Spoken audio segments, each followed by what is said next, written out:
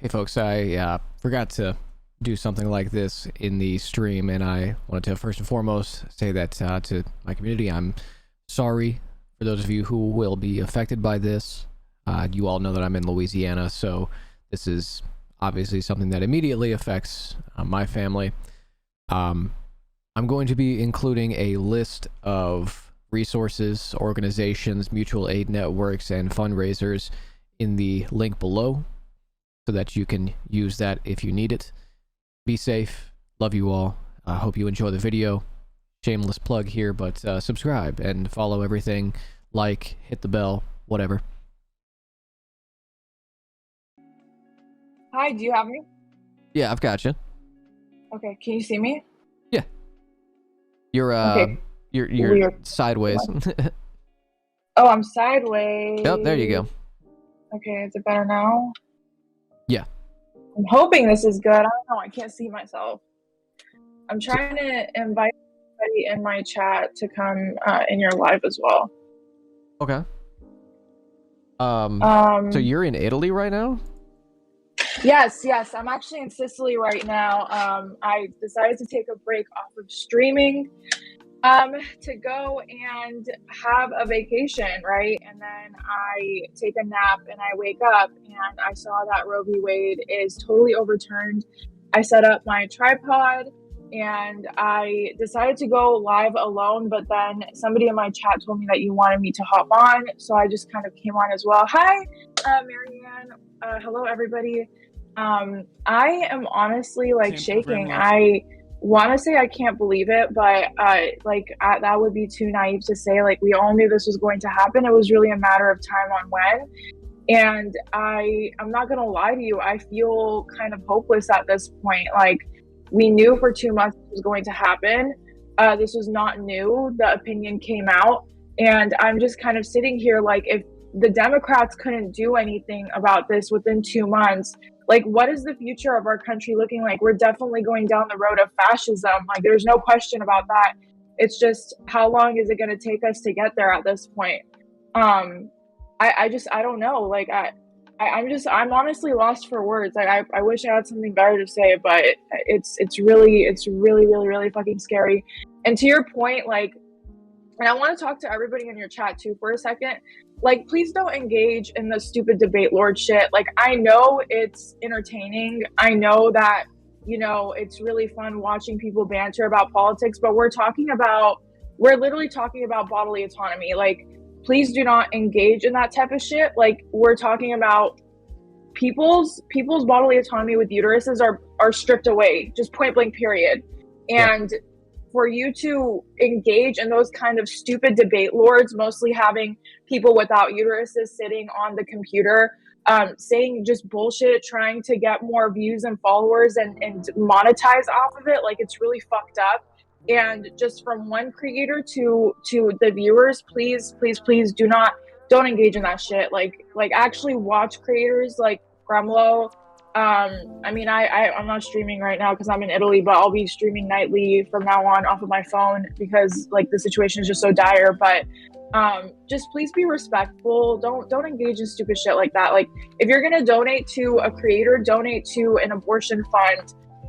If you know, I mean, I don't know what else to do at this point, but it's just like, please just please be mindful. Please be mindful. Like, this is a very dark time, not just in people, like, American history, but especially people with uteruses history. Like, we just went back 200-300 years. This is probably the biggest thing that happened in American history. And I'm sorry, I'm taking way too much of the time and your No, but like, say your thing, you know, go off. I just, you know, I just know a lot of streamers and content creators are going to try to personally monetize off of this, because we as streamers know when something big and breaking happens, like, this is when you can really put yourself out there. This is when people are on the politics channel. This is when people are watching us. And like, for real, if you're going to donate to one of us, to me or Gremloe, like, I can't speak for Gremloe, but, like, please just, like, donate to your abortion funds, donate to ACLU. There's so many different organizations. It's just, it's like, we need the money to go to the right places, not debate lords that are just doing this for profit. So I don't know. That's what I have to say for now. No, you're right. There's no point in engaging in any kind of debate about this. They won, and the reality is the people who are on these platforms that are on the right, who are anti-abortion, they have no power outside of their rhetoric. And if we want to actually engage in any kind of talking points, save it for your city council, save it for your representatives, save it for the streets. Talk to them about your talking points and why your rights should be protected, as if you have to do it anyway. You know, crazy that we have to do that now. You know, don't engage with these perverts. There's no gain to be made from it. Oh, absolutely. And, you know, I'm speaking for myself and only myself. So what my views and opinions are not reflective or endorsed by Gremloe, although he can endorse it if he wants. I just don't want to get you in trouble. But I think it's very rich for me to say, like, we need to do X, Y, and Z from Italy. So I do want to acknowledge that me saying this is really, you know, it's I'm in Italy. I'm supposedly on vacation. It's a lot for me to say from Europe what people in America need to do. Although I will be back in a couple of weeks. Y'all, we have to get in the streets. Like, I'm serious. I don't know how much more we can emphasize this. Like, protesting peacefully did not work. It's just like voting worked to a certain extent. We need to get out on the streets and we need to fight. Like, we need to fight tooth and nail. And I promise you, when I get back to America, I'm going to be on the streets with everyone else. But it's just like, we have to act. It's too late. Like, it's already too late. But it's just, I mean, you've seen what SCOTUS has been passing too. Like, there was the one case in New York that basically extended gun laws. And then the other case that allows ICE agents to just go into your house if you're 100 miles from the border across the U.S., right? So SCOTUS is just doing all these really, really, really out-of-pocket things. And we need to start acting. Like, we need to start revolting. The only reason why Americans have rights in America as far as labor rights, like getting lunches every single day, getting 15-minute breaks, having 40-hour work weeks, the only reason why we have those rights right now is because in the early 1900s and the late 1800s, we fought tooth and nail and we fought for a labor revolution across America, and hundreds of, you know, tens of thousands of people died, but they literally revolted and they fought for our rights. And the reason why you don't know this, the reason why they don't teach it in school, is because they don't want that kind of a revolution to happen again.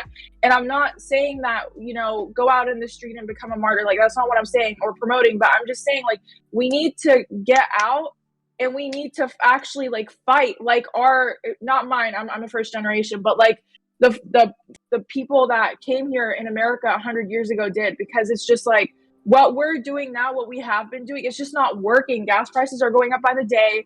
We don't have health insurance. The 1% is getting larger and larger and larger by the day. Not all people lost their bodily autonomy rights today. Only the poor.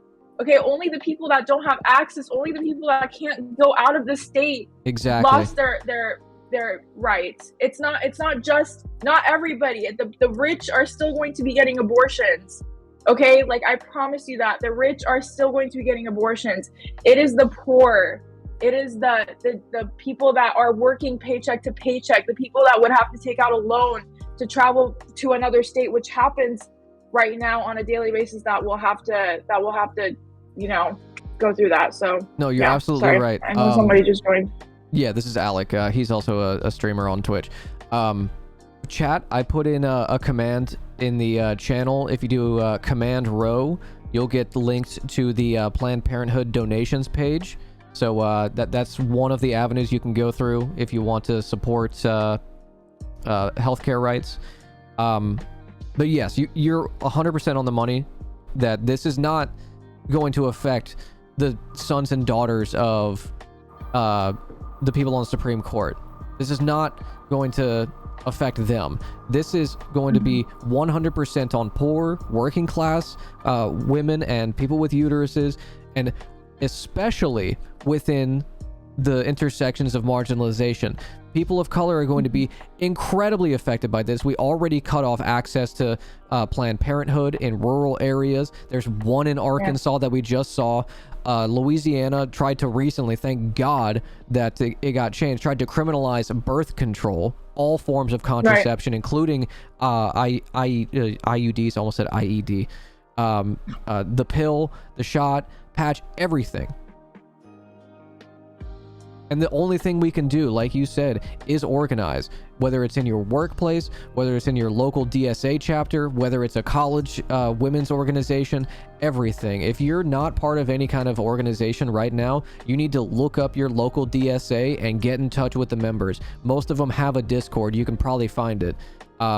Get in touch with them now, because this weekend is the time to strike in the streets is now. When I say strike, I mean you need to be outside of the buildings of all of your state capitals. You need to be in DC if you're in the Northeast. You know, that's not that far of a train ride. You need to be out there. Every right that we have as citizens of this country, even the ones that are shallow at best, were hard won. And this, like you said, is 200-300 years of history, just in the blink of an eye, under a democratic, liberal administration. This didn't happen under Trump. This didn't happen under Ron DeSantis. This is a liberal, feckless administration not interested in protecting people's rights. Who knew? Also, the administration knew. You can't even say that they didn't know that it was going to happen, right? We knew. It came out 2 months ago. Yeah. Oh, by the way. Oh, what's up, Alec? I cannot come on video. I'm in an office that is medical in nature, and I don't want to give away any personal No, you're good. information. It cost me my license, so not going to do that. Okay. But anyway, yeah. Also, I might have to jump off at any time, just FYI. Okay.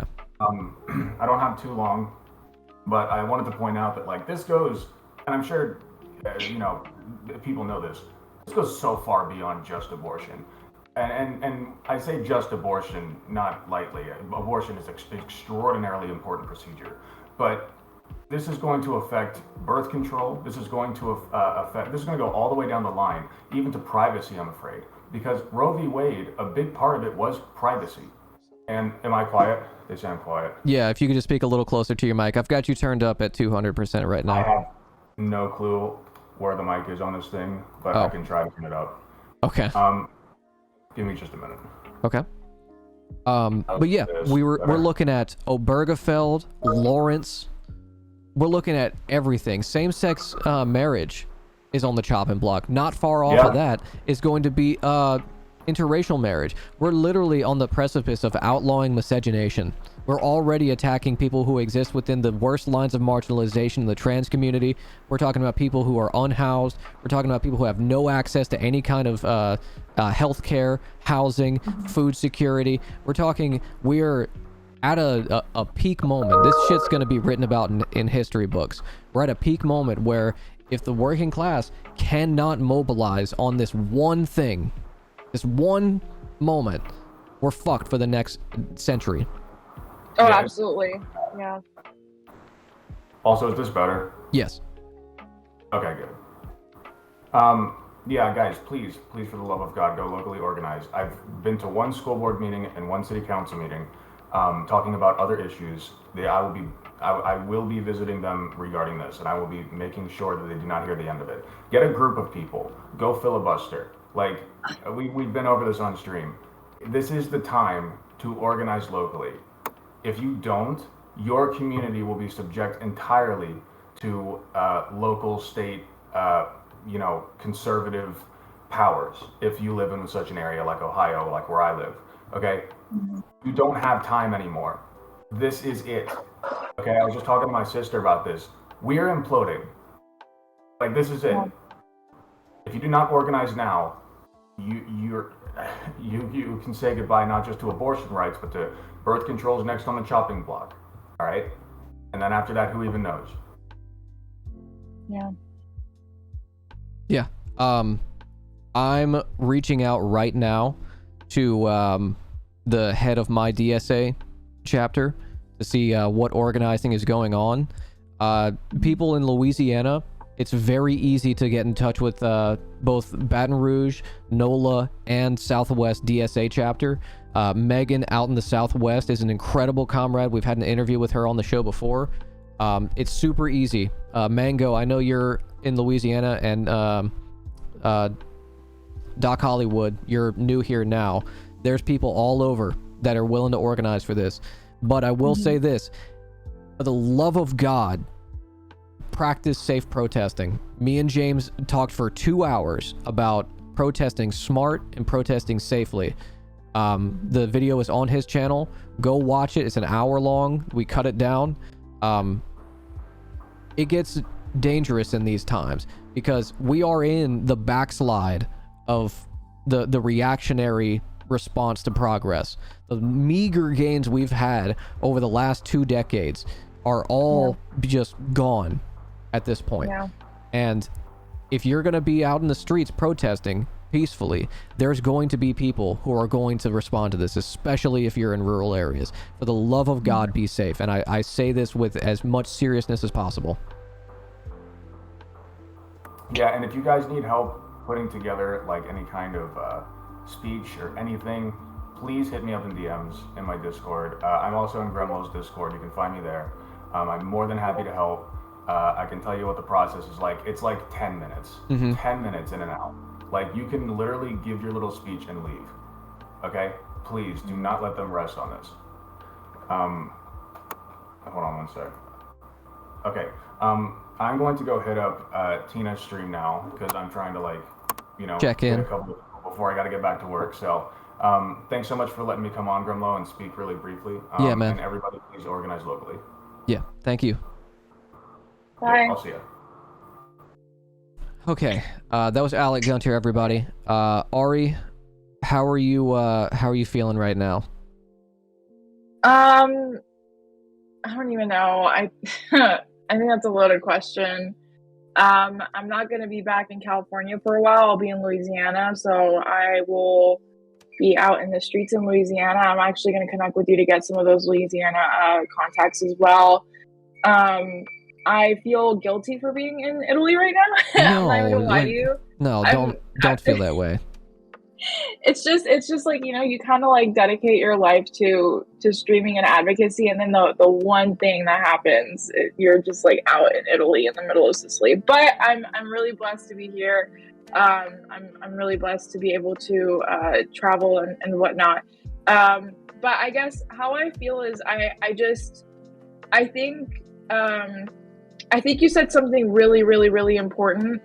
And thank you, chat. You guys are really sweet. I think you said something really important, which was, you know, if the working class does not organize right now and show how absolutely upset and fed up we are, it's just going to be a downhill into fascism, just straight up fascism. And it's either now or never, Gremloe. Like, I'm going to be honest with you. We've been putting up with so many changes have happened through Trump's, you know, reign, and then going into Joe Biden's, and just everything that we've lost in the span of the 5 years alone, on top of the recession that we're going to be dealing with.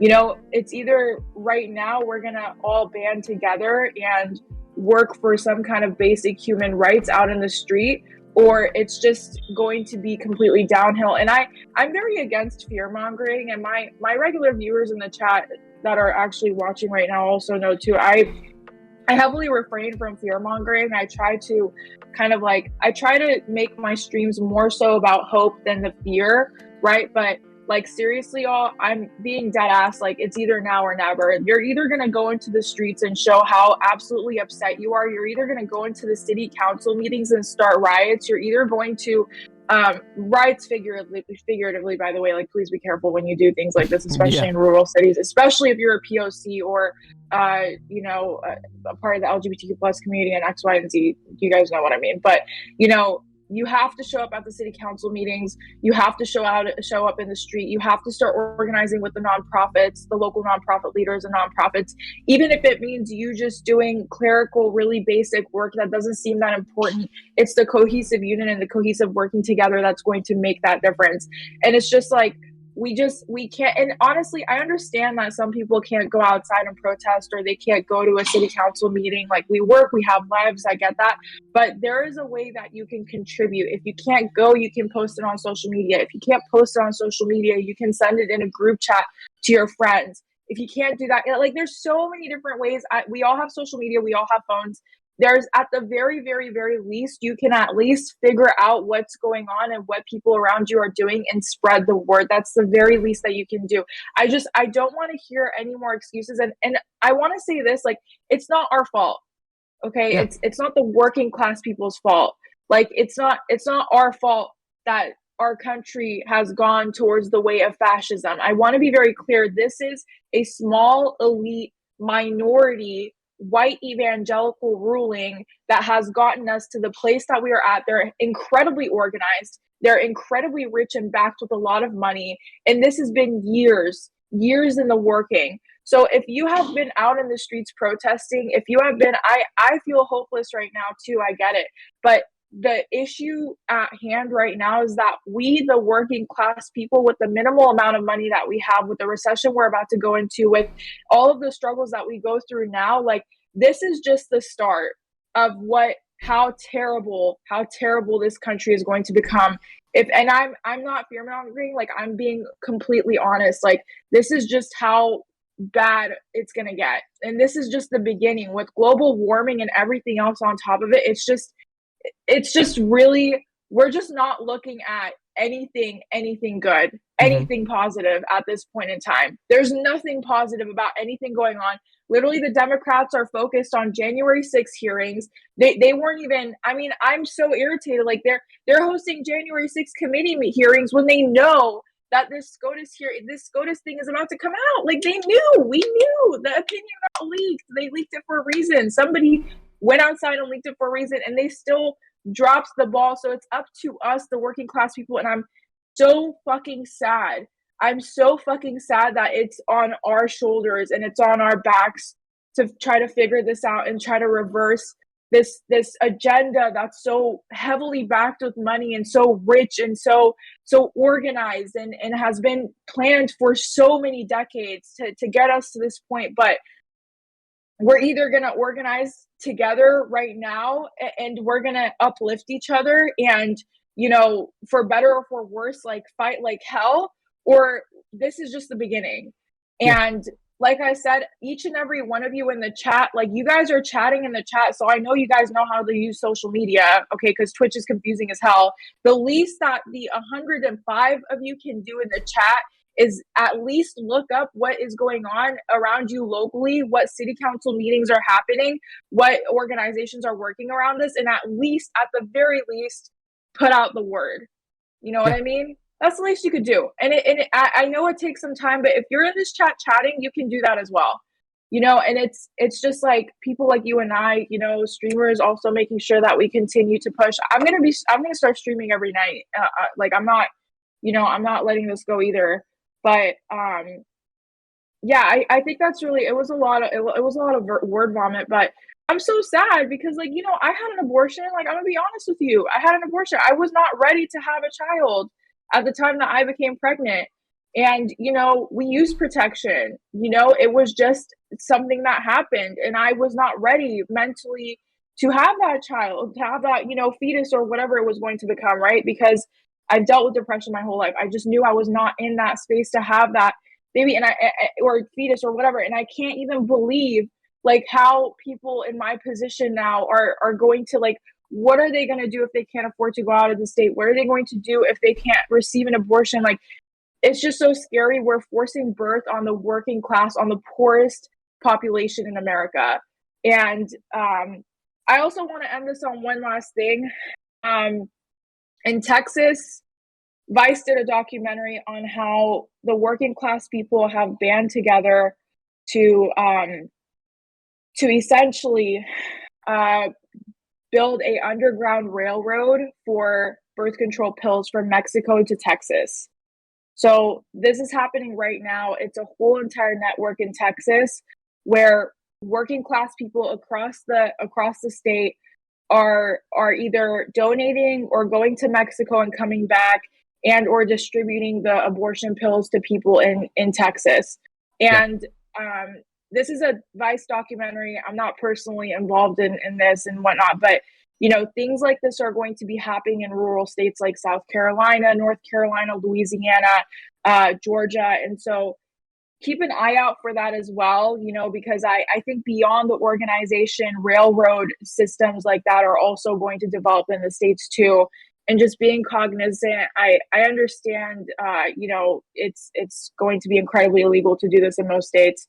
And it's very illegal to do it in Texas, but there's a huge group of people that are actually working on this railroad system to, I'm just putting it out there, it's going to be happening too. Do what you want with that information. But the fight just doesn't stop in the streets or in the places that we see too as well. Revolutions happen in different segments. Yeah. I came across a article that I was not aware was currently in Louisiana's legislature that bans anyone from buying or selling abortion pills. This is not going to affect every state. There are going to be essentially sanctuary cities for women. California, New York, these are obvious ones. Washington, possibly. If you are in one of those states, one thing you can do is set up support underground networks where you are able to buy up supply of abortion pills and mail them to those states. What are they going to do? Extradite you from Louisiana and have you arrested in California? No, that's not how that works. You can get these supplies to people. The fact that we have to set up these networks now really fucking sucks because it's so quick that this happened. I expected this to happen in like a month or two, but that it happened so quickly. We just found out about it, what? Mid-May? Early May? When did we find out about the draft? It had to be early May. Yeah, it was early May. Yeah. It was 2 months, exactly 2 months away from June. Yeah. So you can get these supplies to people. You can set up transportation networks where you're able to buy flights, buy buses for people discreetly, obviously. So get in touch with people who are in your area that are willing to set that up. You can do some kind of crowd-funded funding network and get in touch with people who are sympathetic to that in the states where it's restricted so that they can get those supplies if they need it. Yeah. Sorry, I just had to time out a chatter for being silly. Oh no, you're good. I totally understand what you're saying. I also think Marcus in the chat. Hi, Marcus. I think Marcus said something really interesting. He said that if red states can get ivermectin OTC for COVID, blue states can get abortion pills OTC. That's something else to advocate and / fight for. And I think that's a really, really, really interesting statement. And it's true. If Republicans. Oop, your audio just went out. And they refuse to get them. You're cutting in and out, Ari. Sorry. My AirPods just died. Oh. Why is it, if they could get different, substitutes for the vaccine, why isn't something like that? Why can't we, the headphones just threw me off base. Okay. Why can't we also distribute the pills as well? I think Marcus just made a really good point in the chat and I just wanted to read it out loud. Yeah, no, if they're able to do alternative medications based on privacy and personal choice within their medical practices, then we can do the exact same thing. Just play by their playbook. One of the things that frustrates me so much about the Democratic Party is they're so unwilling to use the mechanisms of power that the Republicans are openly willing to do. Be openly corrupt in the direction of their agenda, but Democrats are so cowardly that they don't want to actually do anything to fight. Yeah. Absolutely. I mean, I would not be surprised if a lot of the swing votes just kind of swung right at this point because the Democrats have just been a whole entire disappointment. I mean, I think disappointment is really an understatement. Like they have been they begged for a vote, and when they got it, they just have been continuously letting us down over and over and over again. And I wouldn't be surprised if a lot of the swing votes, especially in the belt states up like Chicago, Missouri, if they swing back to Republican during the midterms. And I do want to say this in the chat, like I'm very upset with the Democrat Party, and I very rarely ever endorse anything they do on my stream. I think that they're pieces of shit mostly, but please keep voting for them. Yeah. I hate that I have to say this, but please don't vote for Republicans. I mean, I don't know. There's no other way I can say it. Like, it's just please don't swing. Just continue to vote for Democrats. Vote for Democrats state and locally. Like, I understand people's apathy towards voting for in the general elections for a Democrat. I understand that, unless it's Bernie that somehow, like, inshallah, gets the fucking nomination in 2022 or 2024. You don't have to vote for president. You don't have to, especially if you're in a solid blue district. Your vote's not going to matter anyway. Go ahead and just do everything down ballot, though. Do down ballot, do local. Fucking run for local office. City council members, that job is incredibly easy, but so important. You think your city council is staying up late at night pushing paperwork? No, they're not doing shit. Run for it. You can make that little difference in your community and actually put in the work. What one thing I wanted to talk to you about, I don't know how much time you have, by the way. If you're on vacation, you gotta go. I have time. Okay, no, perfect. Trust me, I have time. Okay. What's your Christmas list right now? If you had the control of levers of power, okay, where are you at? Because it seems to me that the only thing that is going to course correct us from where we're at right now is a new Bill of Rights. We have to have an entirely fundamentally different set of rights that ensure that this kind of shit does not happen. I'm talking housing rights, food rights, education, healthcare, and which includes this. It includes literally abortion. That's healthcare. We have to have affirmative rights to these things in order to stave off the roots of fascism that are now taking hold of the U.S. Yeah, absolutely. I think I agree with you. I also think that we need to get, if I could choose what could be on my Christmas list, it would, I mean, it's not as legally put together as yours, but I would my Christmas wish list would be for more progressives to be able to be in office, whether that's local or state and or national. And that I may be a little biased because my name is the Progressive Brat, and I'm a progressive, although I'm a progressive independent. I don't prescribe to the Democrat Party. I think that we need more people to run that are not funded by dark, dirty money. And I think we have way too much of that right now in our political sphere. Most of the senators, if not all, had to get elected off of some kind of dirty, gross money. I mean, Bernie's the only one that I can think of right now, but outside of Bernie, they all have done some very, very, very questionable things, at the very least on an international relations level. And at the, it's just, we just need to get corporation and dark money out of politics, like in general, altogether. I think that would be my biggest Christmas list wish would to be getting out dark money from politics, because I think that's where a lot of this stems from. I think that's where a lot of this stuff, and I'll explain why. I'm trying to put my thoughts together all at once on the stream, and I wasn't even expecting this to happen today. Honestly, I guess that's naive of me. Trust me, I wasn't ready for this. I wasn't ready to be doing live coverage of a major historical event. Oh my god, it's it's weird, it's really weird because I'm sitting out on this like balcony in Sicily, and there's like cats outside like playing with each other. It's just such a weird, it's just so weird. Okay, so I'm gonna explain my stance on why that's on my Christmas wish list. So we have to look at who was elected this year. It was Joe Biden, right? Joe Biden was elected as a presidential nominee. Now, why wasn't somebody like Bernie Sanders elected? It was because not only did he get ran out, but the other candidates that were also funded by a lot of bigger, dark money kind of took precedent over somebody like Bernie Sanders, right? So we had Kamala didn't really have a good chance from the start, but we had Pete, we had Amy Klobuchar, we had Joe Biden, all of which have had very, very, very dark, very disgusting, questionable money, including Joe Biden, right? He has gotten millions of dollars from different PACs and whatnot.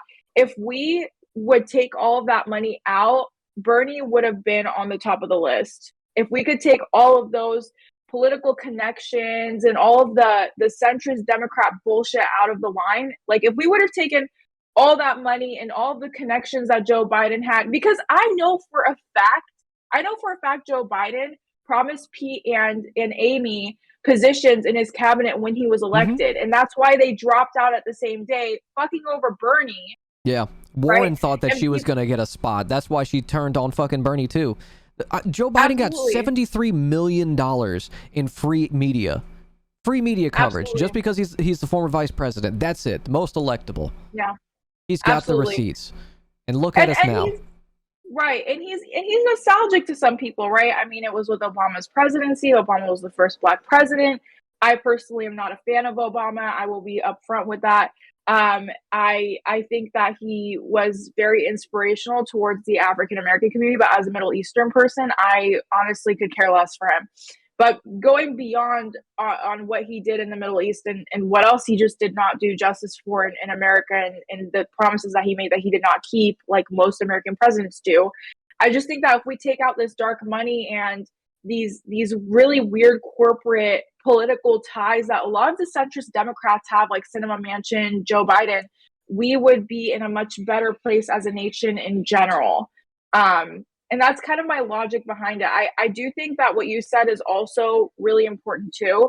But as well as taking away that, because we have democratic voting right now, like, yes, we you vote, there's not a lot of election fraud, has been proven. But I mean, how democratic is that vote if progressives are being continuously driven out? If dark money is funding a lot of the Republicans. If gerrymandering wasn't fucking over already redlined districts. Right. I mean, and then not only that, we have so much voter suppression, right? Like a lot of communities of color in rural states have to wait in line for hours. They have like one place to go to vote.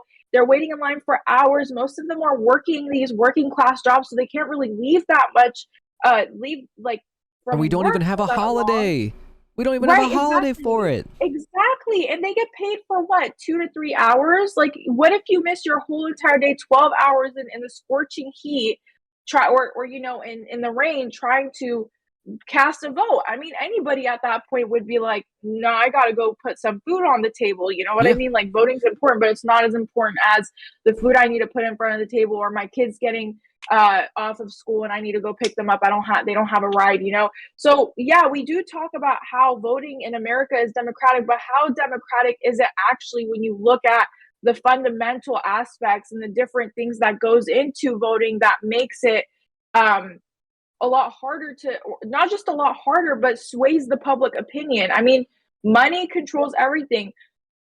This overturn of Roe v. Wade, I mean, they literally have people in Texas. They have pro-life foundations in Texas, and they literally give students every single quarter or every single semester $1,000 off of like a pro-life scholarship. That's what they call it. It's a pro-life scholarship. Then they send them to a 5-star hotel for 4 weeks to go to a pro-life boot camp where it's completely paid, completely comped. These shadowed billionaires that are really old and have old money that believe in abortion being a sin are funding these crazy rich foundations that are basically indoctrinating little freshman kids that are broke and they need money to go to school. And within the 4 weeks, Vice did a couple of documentaries on this. They compare, abortions to the Holocaust. Yep. They take the people in these, they literally take the kids that are in these, in these little boot camp, 4-week pro-life boot camps and whatnot. They take them to the Holocaust Museum. Mm-hmm.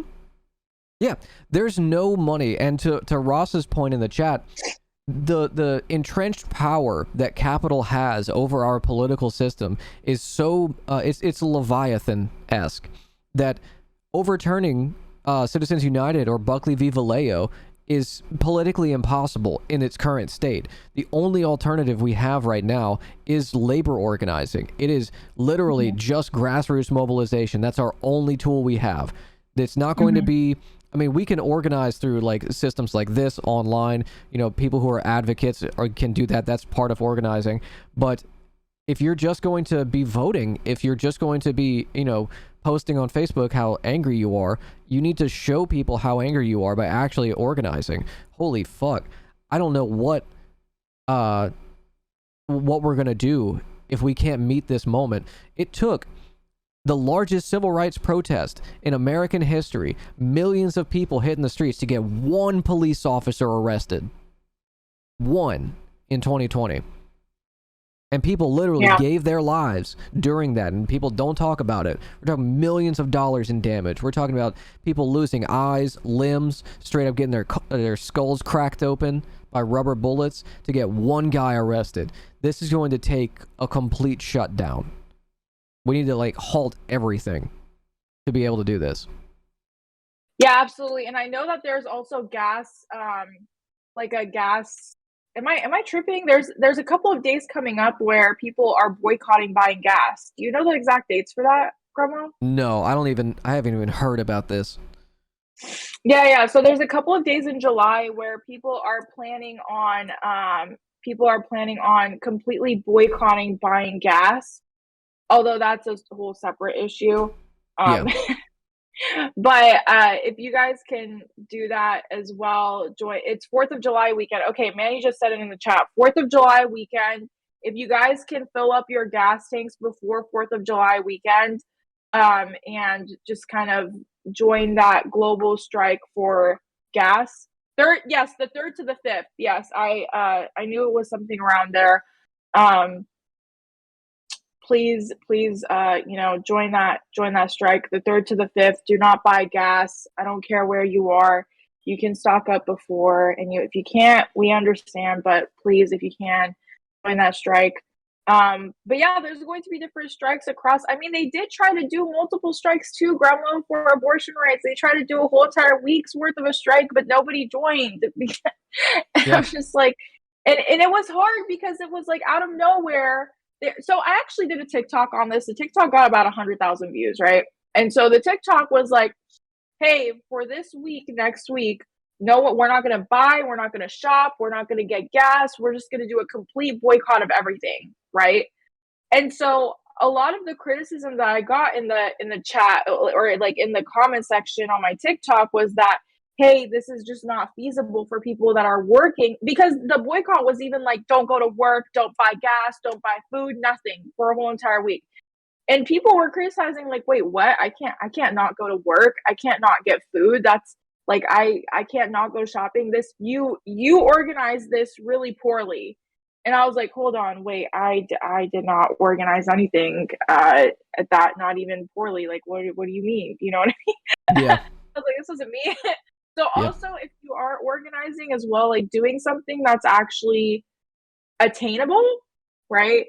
Like maybe a day's strike or 2-day strike, or like, planning a protest. I mean, for the next week, I understand if it's like kind of like up in the air and you guys just organize, but like making sure that organization is scheduled and actually feasible for people who are especially in the working class and work jobs that are like service or hospitality.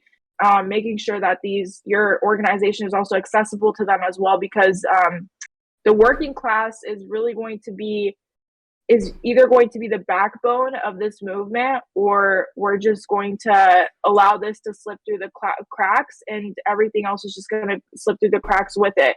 So making sure that any kind of organization you do is transsectional and includes a lot of people, especially if there's undocumented people in your area. Like, make sure that you have angels. They call them angels. It's people that wear vests, and they're just like careful if they see ICE trucks or anything suspicious. They notify the protest organizers. Just making sure that these protests are accessible and attainable. That's incredibly important, because if you don't make it accessible and attainable towards everyone, especially the working class, it's just not going to work. And this is also going to slip through the cracks, just like it has been for the past 5 years. And so trying to get translators as well. I know that there's a lot, especially in Louisiana. In Louisiana, there's a huge Honduras population, people that are immigrating from Honduras. So making it accessible to them and just being aware of your environment, right? Like, for example, in California, you have a lot of people that are immigrating from Mexico, like making sure that it is safe and I understand this is asking for a lot, but the safer and the more accessible we make it to the working class population, the more like successful the organizing is going to be in general, and making sure that the communication is also readable too, right? I mean, my degree is in journalism and political science, and the number one thing that they taught us in journalism school is to always write as if you're writing towards a sixth grader, right? Like, yes, we do need to pack the court, but what does that actually mean? Okay, we need more justices, right? So it's just making sure that the language, the organizing, the times, it's just all accessible to everybody, because without the working class, it's just not going to work.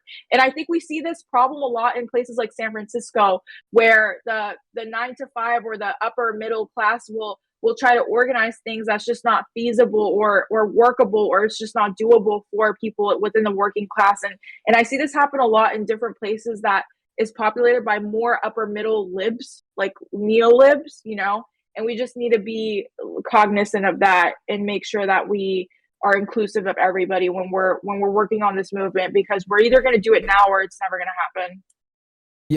Yeah. Make everything accessible is key. If we don't keep it consistent, and you are right, it's going to slip through the cracks, because we have super short-term memory loss in America. Our news cycle is so rapid, especially with January 6th bullshit going on right now. I don't even know why we're trying to make a giant thing out of this, other than to sell the documentary on Discovery Plus. It's so bullshit, and it's going to be forgotten. Half the country has less, doesn't have a direct connection to this. Half the country doesn't have to worry about these fundamental rights being taken away. So getting your homies, boys in the chat, getting your homies on board with this is important. They're gonna be the ones who are gonna be left out of this conversation, and if you bring them in, then that is more people who are on board with it. Absolutely. And actually, I think you made a great point, and I just want to say something else as well. When we look at the history of feminism in America, right? There were two different feminist movements. So the white feminists actually were so unaccepting of the POC feminists that they went off and they made their own groups. And so the POC had to break off and do their own advocacy, right? Yep. And so what we've seen throughout the span of history, and I think Chris can speak to this a lot better than I am right now, I'm probably butchering this, but when white women band together and they advocate, things go through a lot faster. Yeah, weaponize the Karens. Right. And so if you are a white person with a uterus, I want to be like inclusive.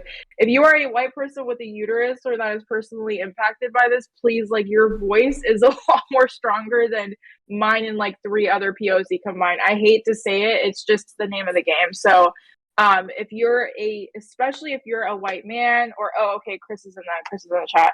The 15th Amendment caused a rift in feminism because white women were upset black men received the vote before them. So that was the start. That was the start. And so from there it divided, and so white women and POC feminists had to work not cohesively but separately. And I'm hoping, I'm not advocating for white women to go off and do their own thing and kind of leave us out. That's not what I'm advocating for. But all I'm saying is that when white people advocate for something cohesively in America, things go by a lot faster and things get passed a lot faster. It's just the truth. It's just what's historically true. Although I'm not trying to discourage any POC. I'm on here from Italy, right? Like, I'm not telling you not to do anything. I'm just saying that white people, your voice is 10 times, unfortunately, your voice is 10 times stronger than POC, black and people of color, indigenous. And so If you guys really use your voice and be a powerhouse for all people, you know, it would just mean it means a lot more within the American society as well, just in general. Yeah, and that lends itself to reactionary talking points. Whenever you leave out white women from the conversation, whenever you leave out white men or men in general from the conversation, you don't look at this intersectionally, then you're leaving a whole swath of people in the margins that are going to feel excluded and fall into reactionary tendencies. So all of this needs to be a multiracial, multi-ethnic, multi-generational, multi-gender coalition. There is no like one group of people, handful of a group of people that are affected by this. Everyone is affected by this. This goes all the way from the bottom to the top, regardless of what your background is. You're still good on time, or do you want to take a break? I know this is mentally taxing. Oh, no, you're fine. I'm actually in Italy with Chris, and I'm trying to like I was like coordinating like the AirPods died, and I like slipped it back to him. Or like Okay.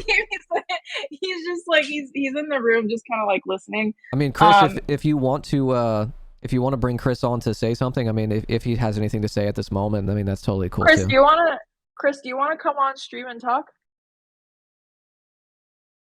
Like, There's no no, pressure. just come on stream. I would, yeah, no worries. I would just give the AirPods to you, and you would just sit in front of the camera like I am and just speak. Okay, because there's like this like little curtain behind me, and then can you just come from the front, please? So we don't.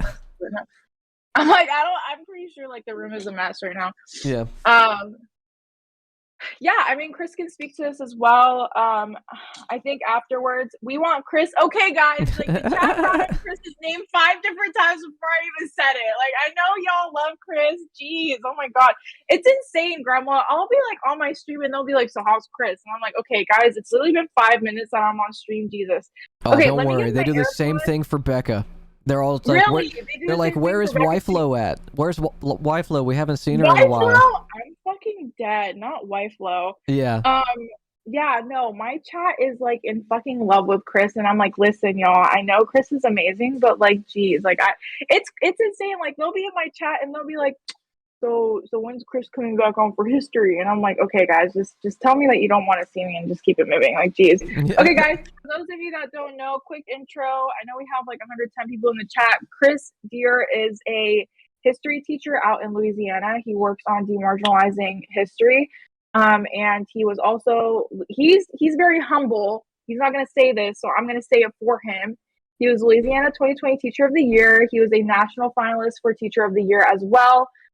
He was invited to the Oval Office and saw Biden actually challenged Biden in person, which I'm very proud of him for. He is also the author of a book as well. I forgot the name of it, even though he's told me like 500 times what the name of the book is. Like Massacre, St. Bernard Parish, 18 something. And so I'm going to be putting the link of that in the chat as well if you guys are interested. But he works on demarginalizing history, and he can give a lot more historical context on the organization and whatnot. So I'm going to pass the AirPod to him. Gremloe, thank you so much for having me. Yeah. And I am really happy to be here. Thank you so much, Manny. Manny is my OG. Manny, thank you for being in the chat. And I will be in behind the scenes doing some stuff. Okay, here you go. Switch off. Oof. Hey, what's going on, Chris? Gremloe, how are you? Not I'm much. good. Just hanging out in Italy on this dark day. How's everything going with you? I mean, I'm kind of just riding the wave right now, you know? This wasn't something that, like, I prepared for stream with. We were going to look at, like, ridiculous, like, cryptocurrency stuff today. But, you know, here we are. Yeah, you know what's fascinating is we all knew it was coming. We just didn't know the exact day or moment. And then it still, when it hit so hard. And I was just reading the majority opinion right now, like a nerd, but I'm just flabbergasted by the history that Alito is quoting. I don't know if you had a chance to look at it yet because it was so quick, I haven't. But If you could actually educate us a little bit on that, because this is one of the things that I always fall short on is historical context.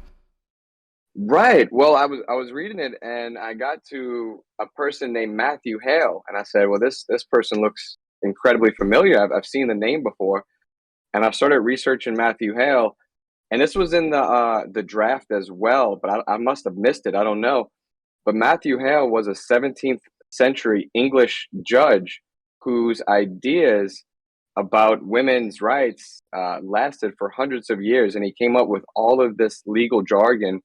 I'm not sure what I can or what I can't say on Twitch, but the idea that a wife cannot be raped by a husband because that's automatic consent if you are married. Like, this person came up with that legal idea that the United States took hold of, and his writings were so extreme that they were used as justification in the literal Salem witch trials.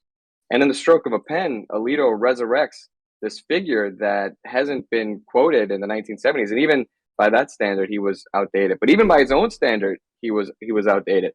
So we literally have a Supreme Court decision in 2022 that's quoting an English judge before the country was even founded from the 1600s. I just We were talking about this last night on Ministry of Science. Greg brought up how Thomas, in the recent, I think it was New York firearms or something like that. I can't remember exactly what legislation it was, but they were referencing like Protestant legislation from England before like common law in England.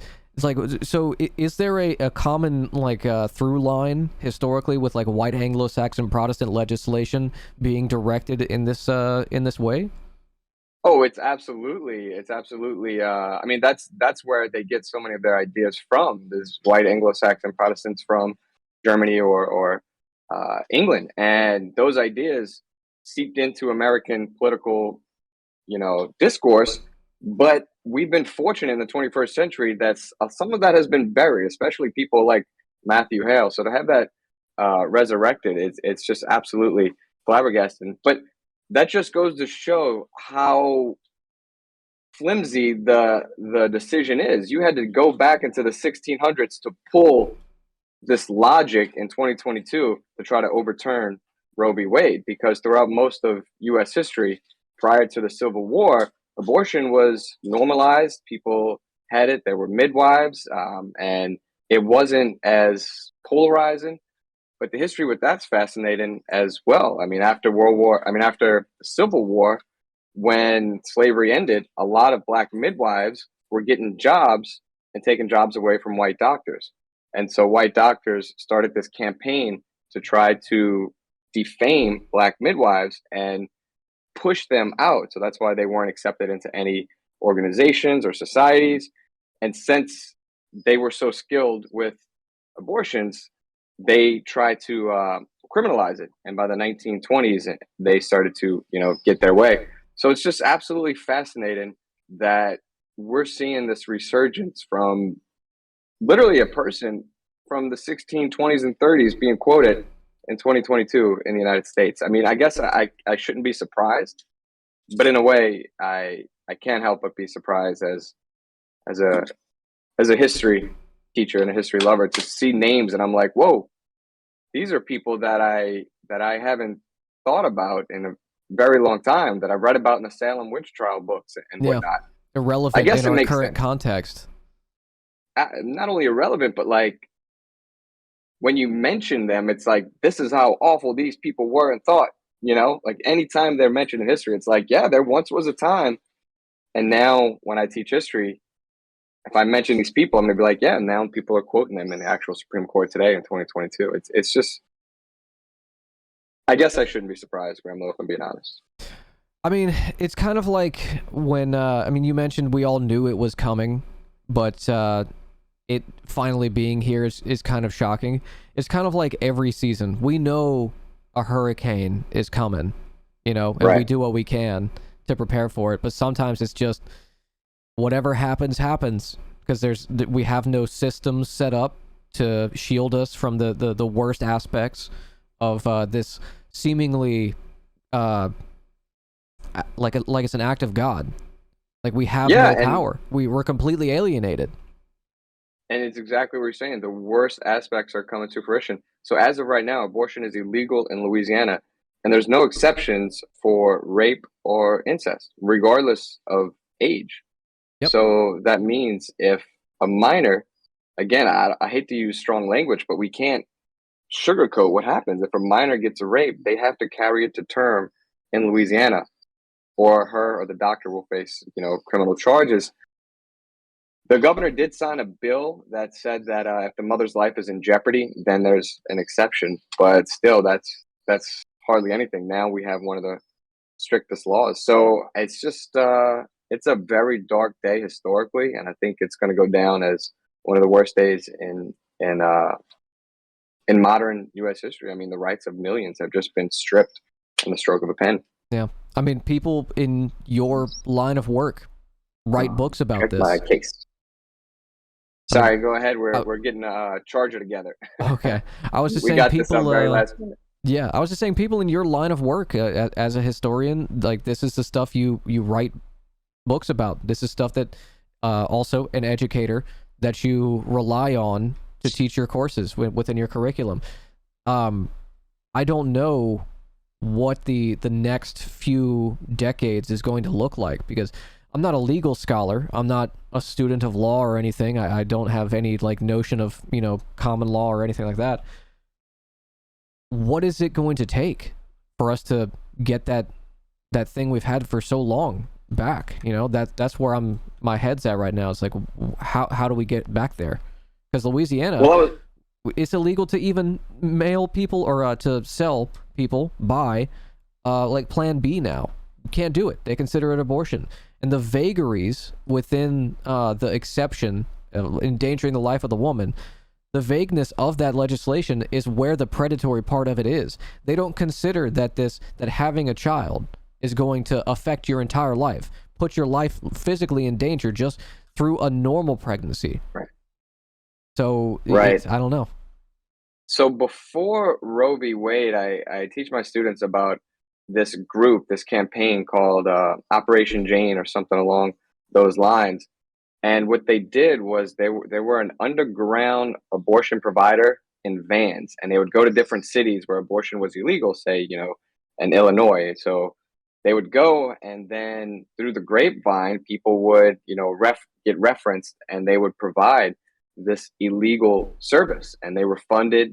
And so I do think we're going to see elements of that pop up. We're going to see underground movements emerge, and it's going to be scary, because now you have people risking not only their livelihoods to try to give people access to healthcare, but there's going to be disruption on an epic scale, because the anti-choice movement, the forced birth movement, is going to try to infiltrate every single aspect or campaign that emerges. I was listening earlier, and you and Ari mentioned good points about the working class. Even though over decades we have received so many concessions compared to the working class in the 1800s and 1900s, but there comes a time where there has to be resistance, and there has to be large-scale activism that actually disrupts the powers that be. And I think it's going to be interesting in the next decade or two, because we have never seen wealth siphoned off to the top 0.1% in this way since the Gilded Age. And the backlash against that was one of the largest labor movements the world has ever seen, which is so buried in our history books, or not even mentioned, if so. So I would argue, if this isn't a wake-up call to the working class of the United States, I don't know what is. Yeah. We already lack healthcare. We already lack labor rights compared to European countries. We already lack so much. And now millions of people lack a right to do whatever the hell they want to do with their bodies. And so it's got to be a large scale movement. Obviously, Democrats aren't coming to save anyone. They never really have.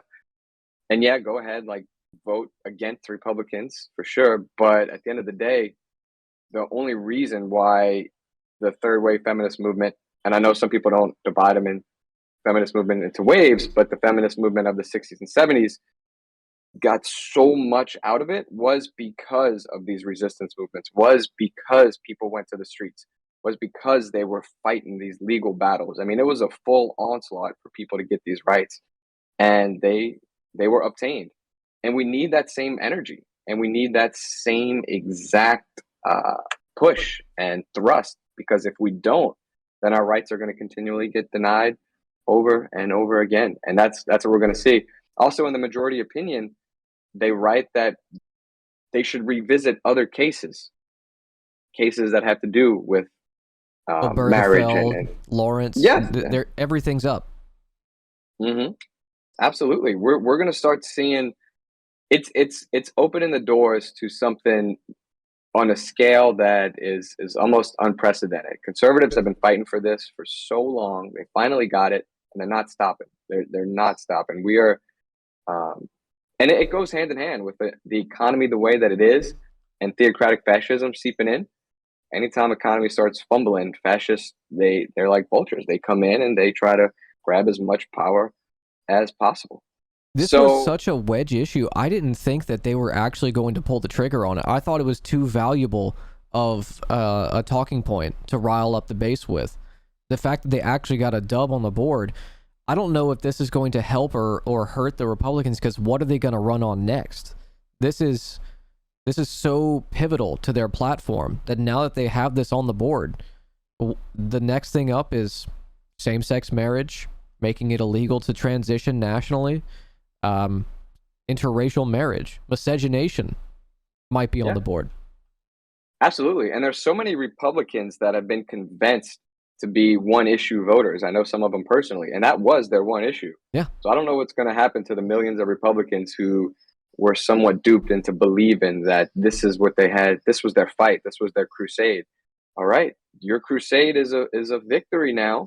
What are you going to still vote for the Republican Party, or are you still going to, and if people do, then it wasn't about one issue. It was about suppressing people, which even though they might say it's about one issue, it's always been about suppressing people. It's always been about hating women. It's always been about pushing poor people down or keeping them in their place.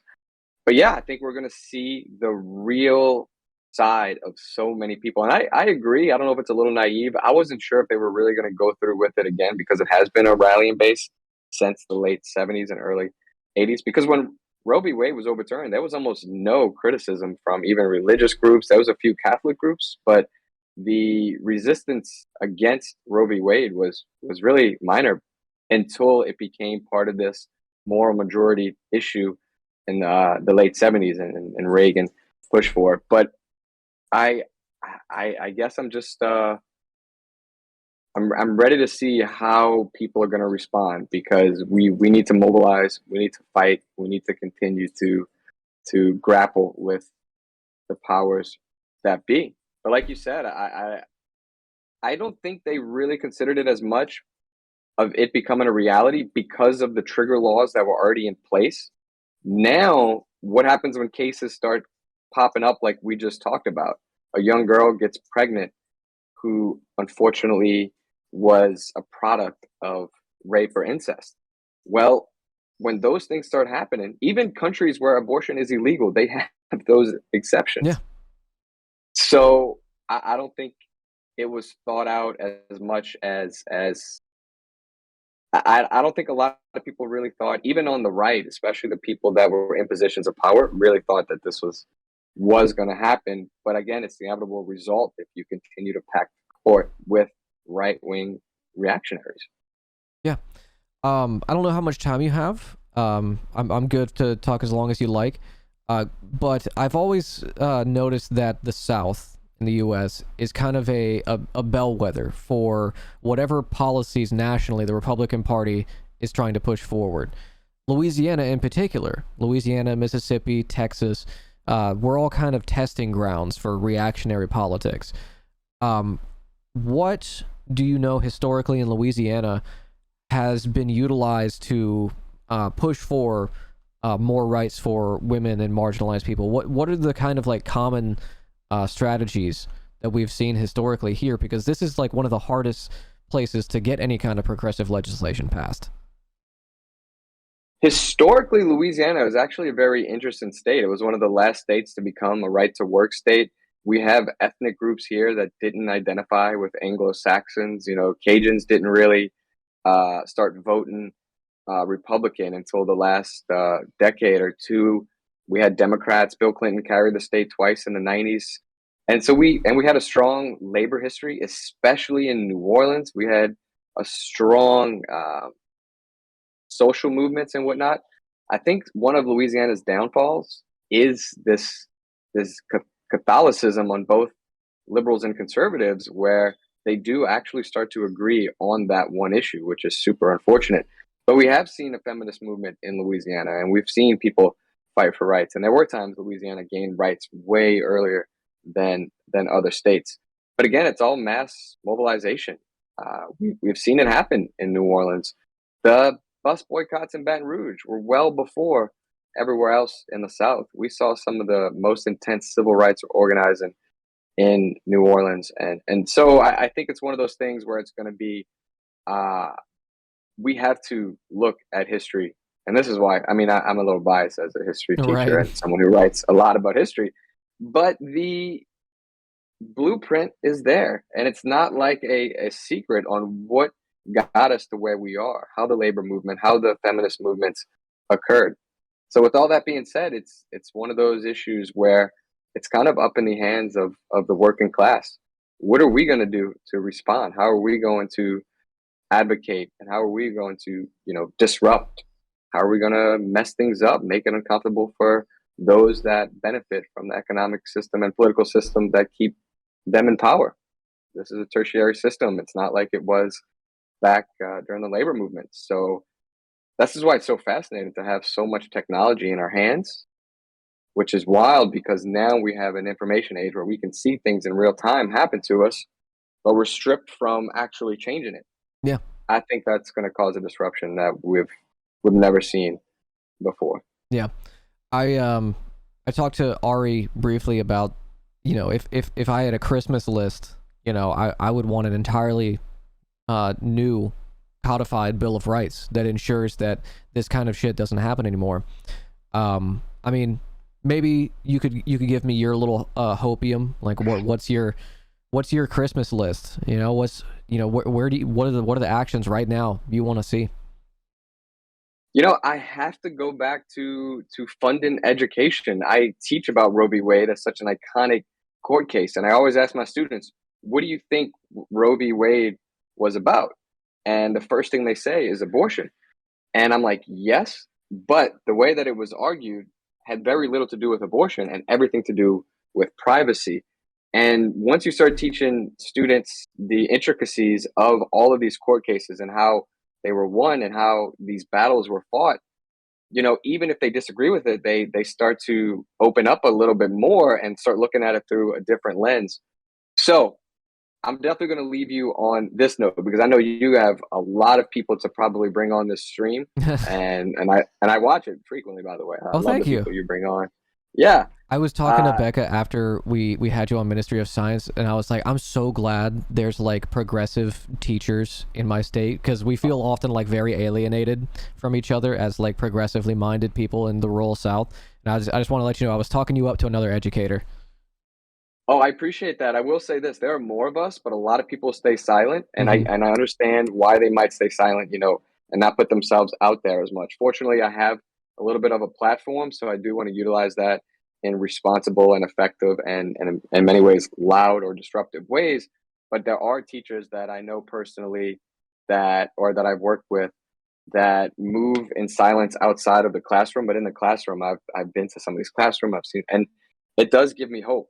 So I do think funding education as a long-term strategy is what needs to be done. When you look at states that fund education a lot, Finland or South Korea, you do start to see a correlation between high funding in education and a society that starts to value rights and empathize with others. As a long-term strategy, that's my, wish. So on that note, I'm definitely gonna leave you, Yeah. and I think that I'm excited to see your takes on all of this and all of the people that you bring on. But thanks for having me and bringing that historical lens. I think if there's ever a person to look up, it's Matthew Hale, and resurrected from a stroke of a pen by, like literally today, a guy from the 1600s. This is nothing to, write home about. Ari, do you want to get back on? If you guys want to get back to your vacation, you totally can. Hi guys. Okay, yeah. We were actually planning on going out to eat, and then I saw the reversal, and I was like, I gotta go stream. Yeah. Actually, so annoying. He's been so patient with me. But yeah, we're gonna head out. I will be streaming a lot more. I will also be going out to the streets of Italy and interviewing people on what they the overturn. I think that would be a really interesting concept because Italy has abortions and they're very supportive of it. And it's a super Catholic country. And it's a very religious Catholic country. I mean, down every block, there's 3 different historic churches and people going to mass every day. And, but it's so sexually liberated at the same time, right? And so I think it would be really interesting kind of getting people's thoughts on, what do you think about abortion and the fact that it was just banned in America under the premise of, evangelical Christian belief and so white Protestant belief. So I think that'll be interesting. I'll be making some reels on Instagram about it. But yeah, we're gonna head out. We haven't ate since breakfast. No, go eat. Go get you some of that delicious Italian food. Oh my god, I can't wait. Gremloe, thank you so much for having us on. We will be traveling from Italy up across Europe, but we will be available and on. So if anytime you need us to hop on, or if you need anything, just let me know. I will be online, and Chris will be online as well, and we're together. So if you want me, Absolutely. I can come on. You want him, he can come on. You want both of us. I can talk history all day. Keep up the good fight, though. Yeah, thank you. I'm looking forward to seeing some of those men on the street interviews. I want to see what the Euro frogs have to say about this. That's the thing I want to see the most. That's going to be a fire TikTok. Oh yeah, I can't wait. It's gonna be Instagram and TikTok as well. And also, guys, Chris does have a TikTok too. It's all good. I'll link it in the chat if you guys like history. Gremloe, if that's okay with you. If you guys like history, you should bunch of follow nerds in here. Yeah, he makes a lot of well, I don't want to speak for you, but he's too humble. So sometimes I have to sometimes I have to push his shit. Not about me today, so it's all good. But, actually, I respect that. Yeah. I respect that. It's all good. It's all right. good. Don't worry about me. All right, guys. Enjoy your vacation. If ever you want to come back on and talk, or you have some information for me or some good takes, let me know. Yeah, we got you. We got you, man. Thank you so much for having us on. Bye, everybody. Appreciate you. Bye. It could be on my end too. Should I turn down? No, you're good. I had you turned up a lot. Okay, what's up, dude? Yo, how's it going? Doing my thing. Thank you for doing your thing. Oh, well, I appreciate that. Hey, what's up, Josie? How you doing? Josie, if you'd like to have a chat, you're welcome to hop into the Discord anytime. So what's going on, Levelhead? What's going through your mind? Are you out of balance right now? Is the bubble not in the center at the moment? I guess you could say that. Yeah. It's not feeling so level. Yeah. I mostly feel for my wife, my daughter. I mean, like, I have 2 kids, and I'm just trying to imagine. Like, there's so many different types of situations where this can negatively impact people. I just it's interesting seeing my wife over time become more and more radicalized. This might be shifting that dynamic even further. I want to talk to you about 2 specific things because I don't want to just doom her or whatever, which is so easy to do. Mm-hmm. There's 2 things. I mean, the first thing I want to talk about is how what is healthy ways for us to channel this energy. I mean, one is actually doing political advocacy and doing organizing, but that's not the only. If that's the only thing we're doing, that's not going to be totally healthy. And what I'm trying to get towards is we need ways to channel this energy into positive advocacy and actual change, structural change within the system. But we also need we need like pressure valves. We need to release like some of this pent up energy at the same time in some ways. So that's one of the things that I think we should be discussing is like, how do we keep ourselves from burning out? Because I feel like we were already there. Like we're already at the precipice of burning out with all the shit that's been happening. Well, that was kind of what I was asking Chris and Ari. You know, what's the Christmas list? What are the things like? You know, if you could pragmatically pull a lever of power, what is it pragmatically? Because mine is mutual aid networks. People not only being in the streets, because I think that's the social ennui pressure valve release, right? But the material pressure valve release, it has to be actual material stuff that's changing. People being able to access abortion pills when they're in states where they're illegal. You know, like I said earlier, if you can mail that out to a friend who's out there, if you can gather up a group of people who are willing to invest so that you can buy out supply and you can ship those out into a network of people, like that's materially something we can do. It's probably going to become illegal in the long term. Those are the types of things that, so I mean, the next thing I wanted to talk about is like, because I want to figure out, I think we should be establishing ways to like release pressure internally for ourselves, but also the other thing I want to talk about is effective organizing, or it might not even be organizing, but just effective action. And I think we should identify, like we should do our best to identify the types of things that can be done, because ultimately what's, I guess, like so frustrating about this is just knowing that, I mean, ultimately, what can we do? What are we going to get new Supreme Court justices? Are we going to expect Joe Biden to do something about it? Are we going to expect Nancy Pelosi's response was so infuriating because she's not treating this even with a modicum of the weight that she should be. They're doing what they always do. They just finger wag. Yeah. I'm so disappointed. This is an attack on fundamental rights. I call on people to do the right thing. What? You're the Speaker of the House. You're the one who people say behind closed doors is like cracking skulls open with staplers. What are we going to do? What are you going to do? Yeah, where's that energy to protect a fundamental right that you know has been constitutionally guaranteed? And let's also not, I mean, that we could go off about the Republicans and the Democrats forever. I want to stay on my I want to stay focused. So part of what I've been thinking about is, you know, going back to the panel that we had in terms of like rural leftism and stuff. I want people to think locally, or think about like, because I think that you can have the most impact locally.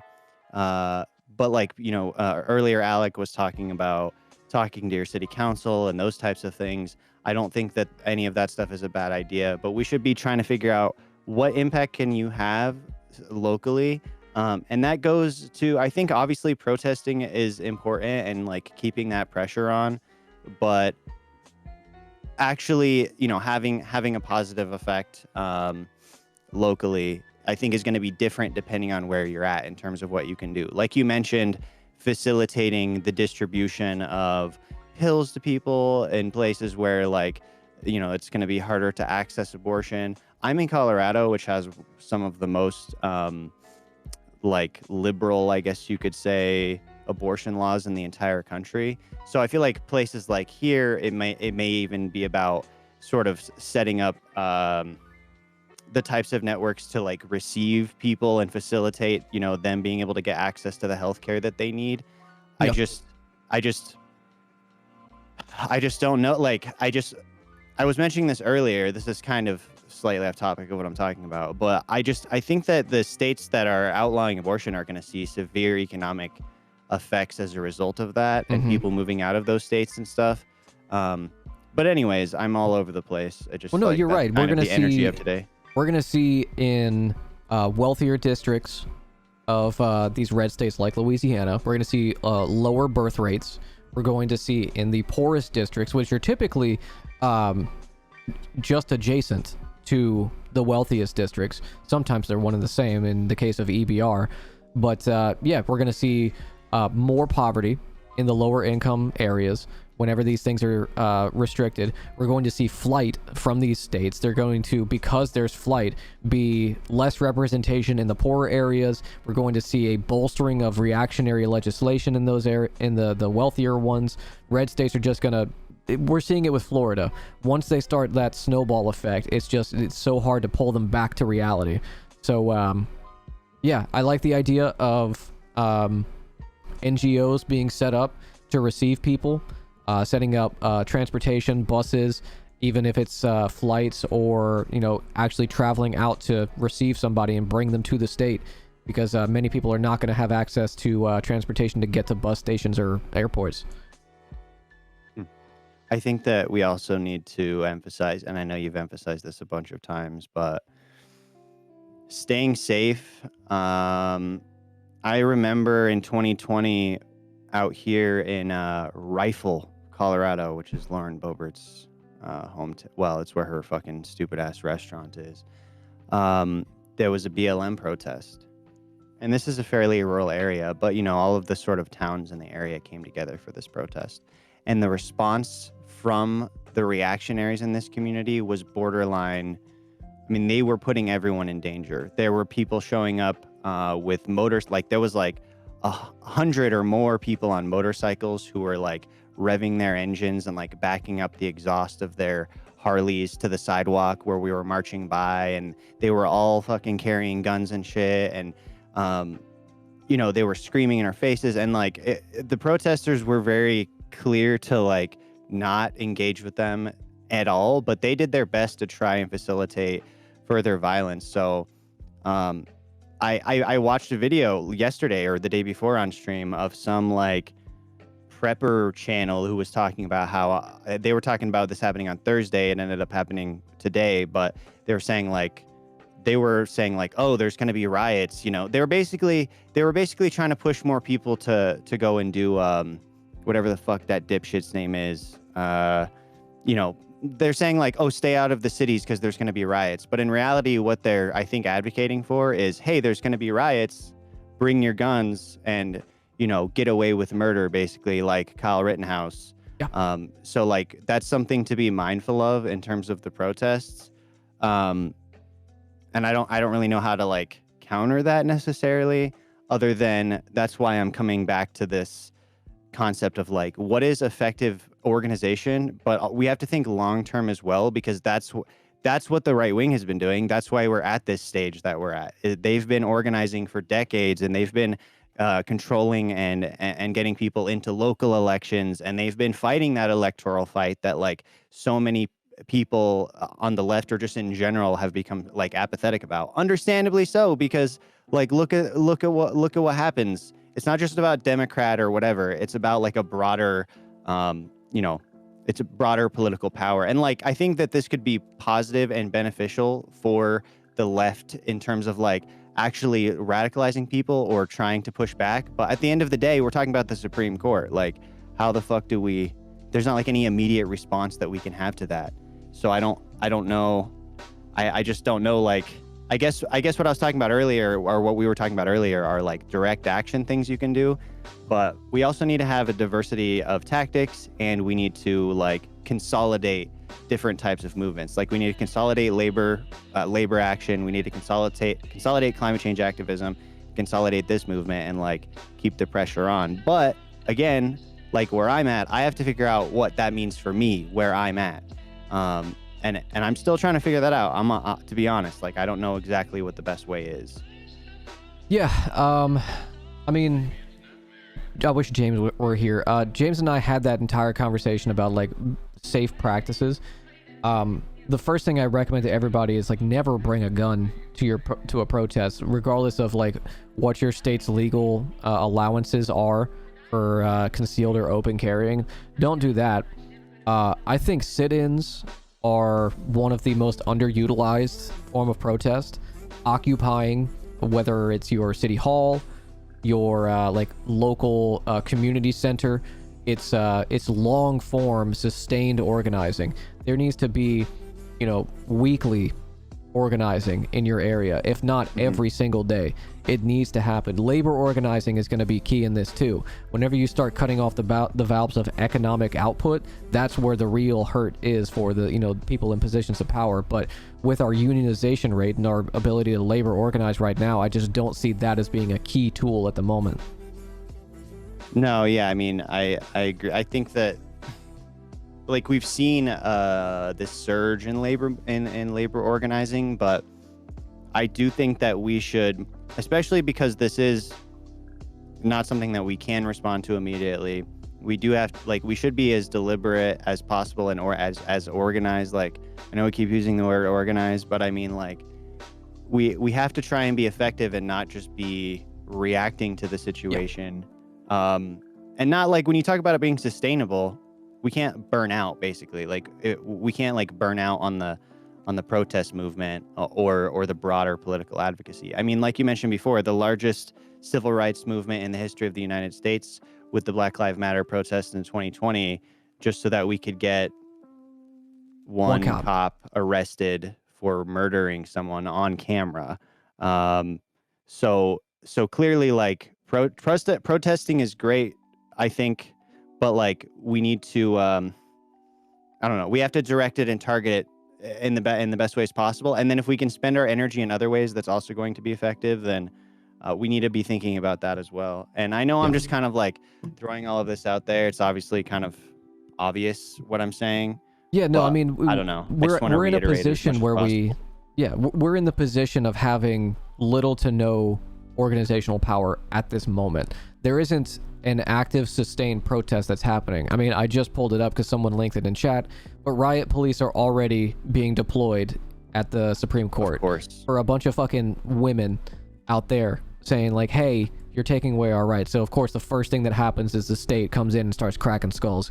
Good to see. Glad to hear it.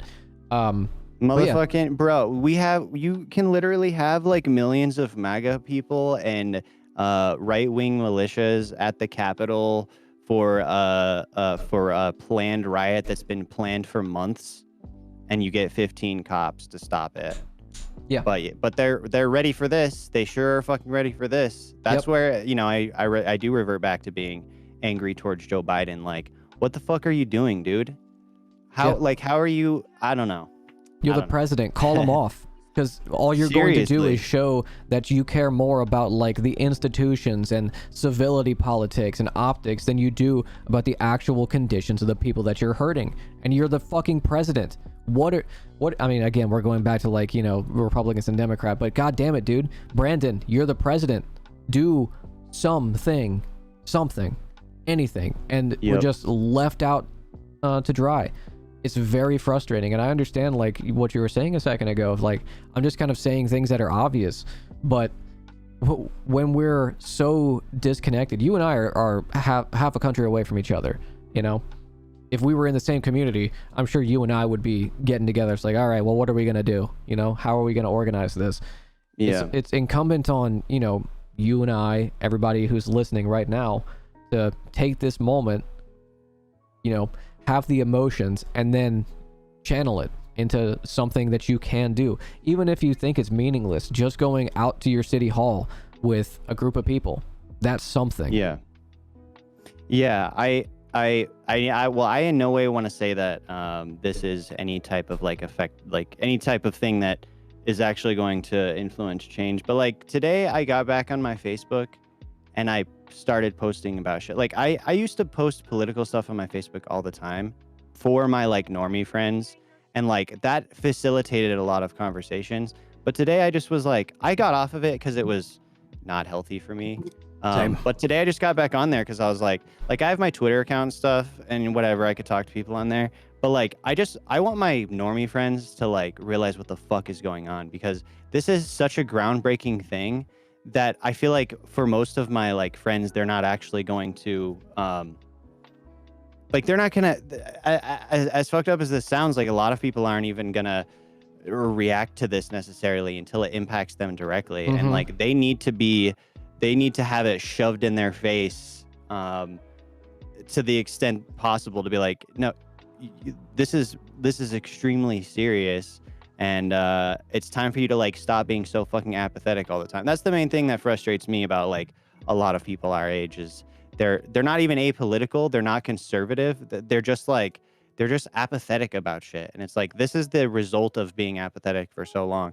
And I don't want to wind up in the same situation as, I mean, I got on Twitter and one of the first things I saw was people being like, we told you in 2016 that blah, blah, blah, but you just had to talk about Hillary Clinton's emails. Like, I don't want to be on that same vibe, of just blaming people or pointing fingers. Like, I really think we should be avoiding doing that. And people on the left should, or, like if you like Bernie Sanders or whatever, you should be maybe like, I don't know if we should be, I don't fucking know. I actually don't know the answer to this question. What do you think? What should we be like?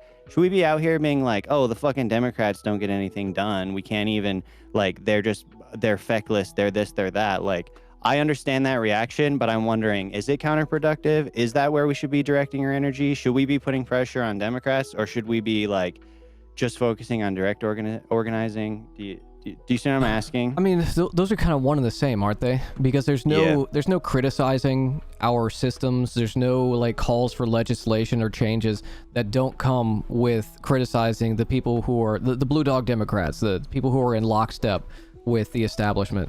There's no, organizing without that. But what do we want? We want Republicans to have less power. We want Republicans to be more in the fringes of politics because their viewpoints, their policies, they're insane. No one should take them seriously. So we want more people who are akin to our goals and worldview in positions of power. And I get really frustrated when people try and rail against the vote blue no matter who thing, because I think that misses a key element, that we're not going to just overthrow the government. We're not going to just institute through a vanguard party a socialist state, right? We have to, in the interim, work with what we've got, and what we've got are Democrats. Lenin talked about using the systems of bourgeois electoralism as a means to an end, but never trusting the liberals because they will betray you. We have to vote, right? But we can't be uncritical. Right.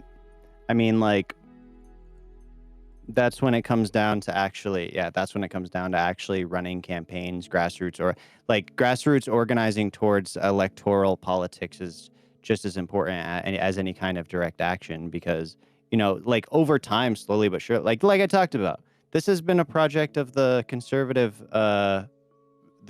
for decades. They had to make it happen over time. And like, we have to make it happen over time too, unless you think that you can just like strap up and go fucking overthrow the government. It's just not gonna happen. Like, although I don't know, I see things deteriorating down a darker and darker path, and I try to avoid that sort of like doomerism. I don't know if it's doomerism or if it's just like being realistic, but well, I mean, I say it all the time, don't stare into the abyss. It's that we have to recognize the conditions we're in without that consuming us. The conditions themselves will eat away at your psyche. They'll make you fall into despair, into ennui, and the pessimism that comes with the alienation and disenfranchisement that it puts upon us.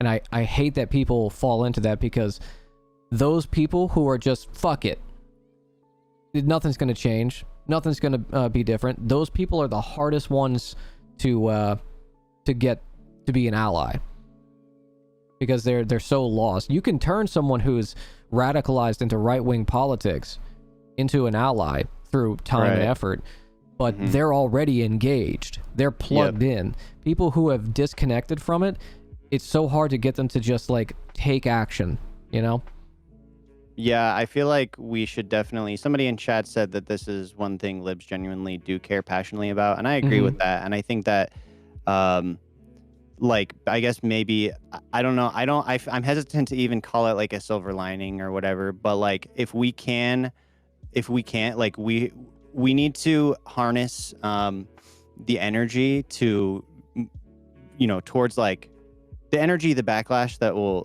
result from this, and already is resulting from this to bring people in to radicalize them on like labor rights, healthcare, and climate change activism are the ones that come to mind for me. There's more than that, and just general like trans rights, LGBTQIA plus rights. While they're radicalized and while they're fucking paying attention, being like, hey, this is all related. But yeah, again, just saying obvious things. Sometimes I guess obvious things need to be said. So I don't really have that much else to talk about. I just like the words that are coming into my head are effective organizing, and that's what I said in chat. And somebody asked, "What does that mean?" And that's what I wanted to ask you, and that's what I hope we can think about is how to be most effective at this point in time, and like really being deliberate and thinking about that, to the best of our ability, and not like trying not to spin our wheels, and also trying not to get burnt out, because that's also going to be counterproductive. But I know it's hard, and also don't feel bad if you're fucking angry and you need to go like hit some shit or like listen to some heavy fucking metal, or that's what I would do. Oh, there you are.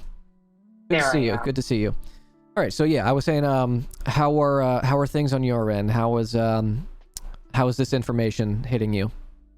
Oh, it's hitting me enough to be like, I need to take a break from work and talk to somebody about it. I'm not even like streaming. I'm just like, all right, fine. Okay. My partner is actually at the Supreme Court right now. Oh, you're in that area? Okay. Yeah, I'm in the DC area. Okay. So yeah, it's been a lot. I don't know if you know, I think you do. I work for the National Center for Transgender Equality. So we do a lot of work at DC, and one of the things that I think is important to highlight is things that Clarence Thomas said, particularly in his dissenting opinion, that he was like, this should have went further. This should go straight after, equality of marriage, and this should also go after like protections and Title IX for trans people and all of these type of things. It's like a direct attack, and it's I was doing the math behind it. Is like, if the Supreme Court or like the conservative movement can take away the reproductive rights of 51% of the population, what are they going to do with like 10% of the population, right? Or any type of marginalized population? It's kind of like that meme, either come after you and I said nothing, that whole thing, right? And now it's just going to get worse and worse and worse, and it's really frustrating considering I've worked in politics for over 10 years. And it's one of those things where it's like, yeah, of course we saw this coming, right? And it's like, it's really frustrating because my political career really caught fire during the Bernie campaigning during 2015. I was openly endorsing Bernie when I was running for city council back in the day, when he was polling at like 7-9% or something like that. So it's like, not to say, oh, I was one of the hipsters, but basically OG. Right? But the reason I bring that context up is because I've literally seen the rise and fall of the progressive movement. Right. And I say fall as in past hits because it has fallen. And it's like one of those situations where I don't want to doom pill, right? But I also know that politics takes 10-year arcs, 20-year arcs. If you work in politics, it takes about 6 years before you actually see anything change that you actually had effect on. And I think that's a lot of discouragement in the political space. So what I go through, and if you have any questions, let me know. I don't want to. No, please. You. Yeah, sorry. You know what happens when you get other streamers on? We just like start chatting. Yeah, you go streamer mode. I know, right? So essentially, you see this mushrooming of activism. Really, you start seeing the remnants of it starting back in the Occupy Wall Street days, going all the way back then, right? And that kind of like created the 99% and the 1% type of, like divide. That was the only real major benefit of the Occupy Wall Street movement. Was there's two. One was to identify that there is a 1% versus a 99%, and actually highlighting the class warfare that actually exists in the world and actually putting names to it. And secondly was connecting organizers in like-minded spaces to actually start working on things. Ultimately, you know, the Occupy Wall Street movement had no other major accomplishment other than that.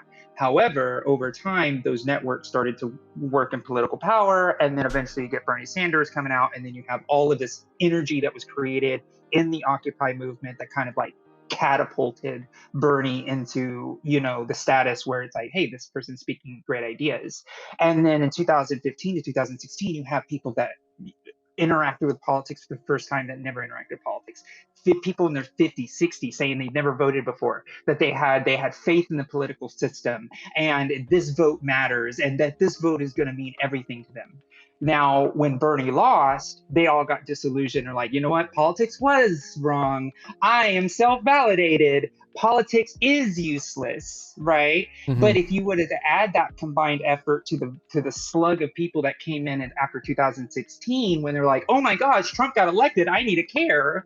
But instead, what ended up happening was this really interesting effect where you have all the Bernie or busters, which I would say about 1/3 of the progressive movement drops out, and then immediately replaced with a lot of people who are like, oh, I'm getting involved in politics for the first time because Trump got elected and I need to do something, right? Mhm.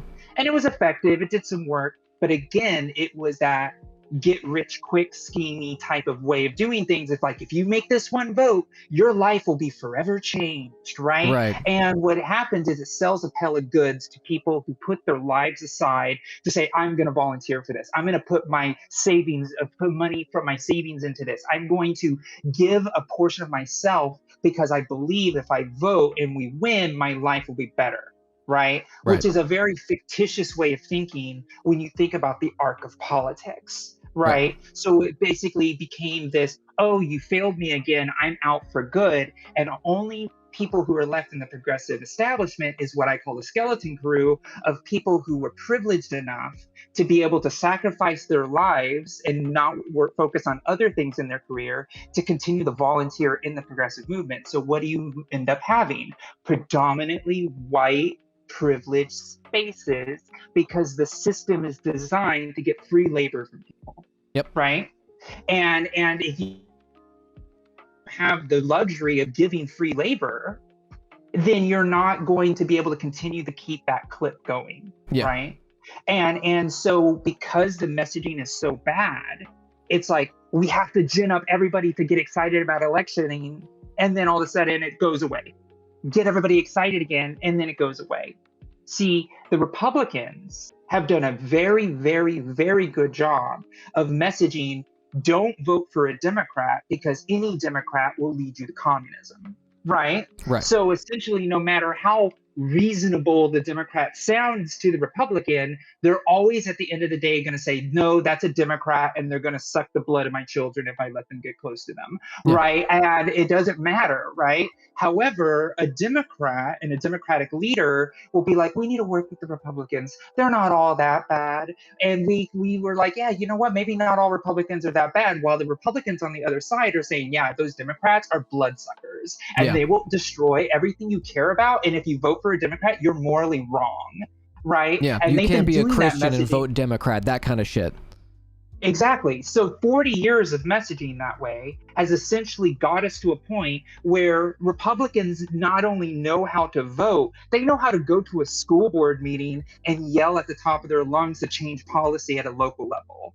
They have completely run roughshod over our ability to organize because they continually say, oh, you got to be nice to us. You got to be nice to us. And the Democrats like Nancy Pelosi are like, yeah, we got to be nice to them. We don't want to, be rude or seen as incordial. It's like they literally just took the rights of people away. People are going to die as this decision happens, right? There were people who got pregnant yesterday that don't have the rights today, right? Yep. Like this is so like at a point where there is no more cordiality, and we need to start announcing to the world, hey, the game is effing rigged and you are not participating and you're part of the problem.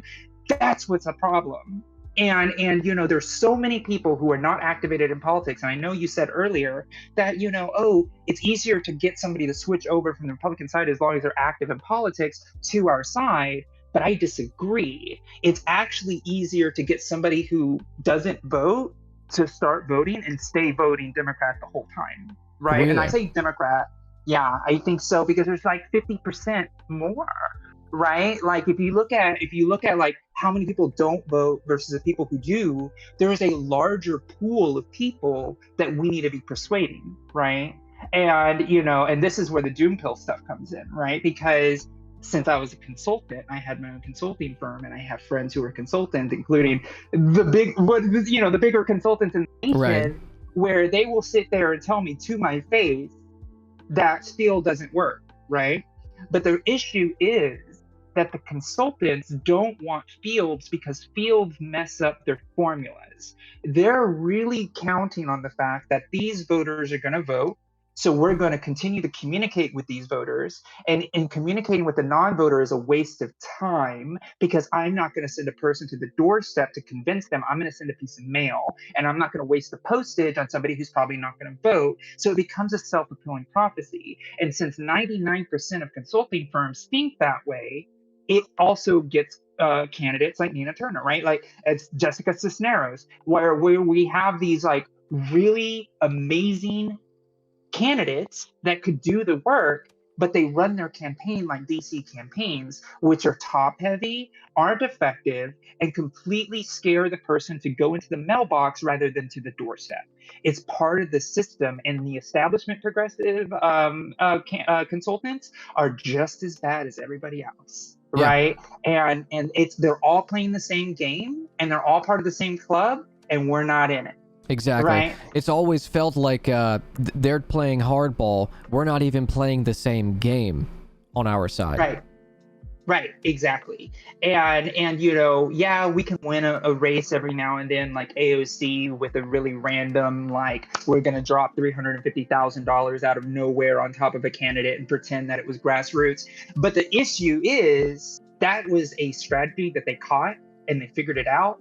And guess what? The Republicans have a completely different strategy now. It is called flood the media market as much as possible in the last month of the campaign with millions and millions and millions of dollars, because no other candidate runs a ground game to be able to chase down the TV. Exactly. And it's really frustrating, because consultants rather make their cut on every piece of mail sent than taking a portion of their profit and giving it to a laborer to go knock on their doors. Right? Yeah. Because that's the most expensive form of campaigning, right? Training an individual, giving that individual benefits, making sure that they have the literature, t-shirts, and training is a much, much longer process than drawing a graphic design on a computer and saying, okay, if you send 10,000 of these pieces, you're going to get this much percentage of the vote, and I make a nickel or a quarter off of every single piece you send. Yeah, and then bot farming it out of a slave labor camp in Bangladesh.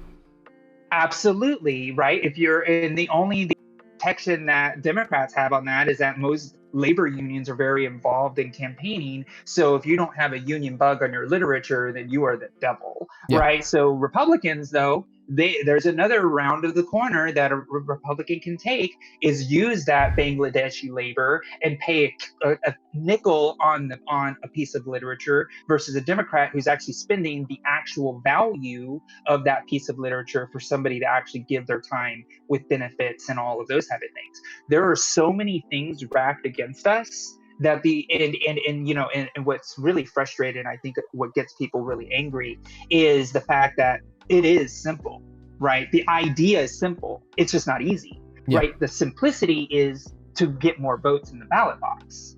The complexity is to get person to do it. Yeah. Right? We don't have the agitative propaganda that the Republican Party utilizes. There are entire think tanks, networks of people who are all in each other's pockets generating hours and hours of agitative propaganda, whether it's through the Daily Wire, whether it's through PragerU, Heritage Foundation, fucking all of Paul Weyrich's beat is all still active and very effective, and we do not have the kind of propaganda to compete with it. Exactly. Like, look what the Republicans are doing to Liz Cheney right now, right? Liz Cheney is one of the higher ranking Republicans the House, right? But the issue is the Republicans are tearing her apart. Where is our equivalent to Manchin and Sinema, right? Why aren't we hitting Manchin and Sinema as hard as the Republicans are hitting Cheney? It just blows my mind that they think that, oh my gosh, we can't go after Manchin. It's like Liz Cheney's getting slugged in the back every freaking minute of every day, getting death threats from her own party. Yeah. And Manchin and Sinema are sitting there playing patty cakes with the fucking Speaker of the House. Like, that shit pisses me. Oh, not. I guess Manchin and Sinema are senators.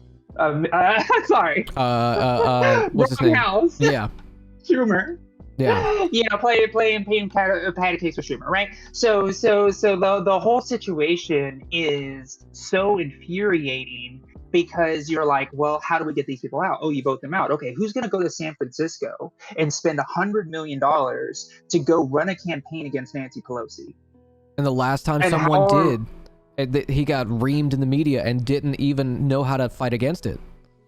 Right, and Shahid Buttar, I knew. And Shahid had a strategy that was very insular. It's like, I'm not going to communicate with the other progressives across the country because I'm too busy taking on Nancy Pelosi. So eventually what ended up happening was this scatter effect, because I was one of them, right? I ran for Congress back in 2020 pre-transition, right? And I knew what I coined the progressive challenger slates, which were basically all of the progressive candidates running because they were inspired by Bernie Sanders, AOC, and had real legitimate progressive policies. And I watched firsthand as the progressive establishment completely turned their back on every single one of them except for 3, right? And then that was it. All of that talent was burned up on the field, and all of those grapes shriveled on the vine, and almost most of those people who ran in those elections have given up on politics and gave up on local organizing altogether. We completely obliterated an entire generation of leaders that were willing to run and actually be engaged in politics, as the progressive leadership, and including Bernie, all let that talent burn up on the field because of a documentary called Bringing Down the House, and everybody's like, grab a clipboard, you can be the next AOC, which was a lie. The entire documentary.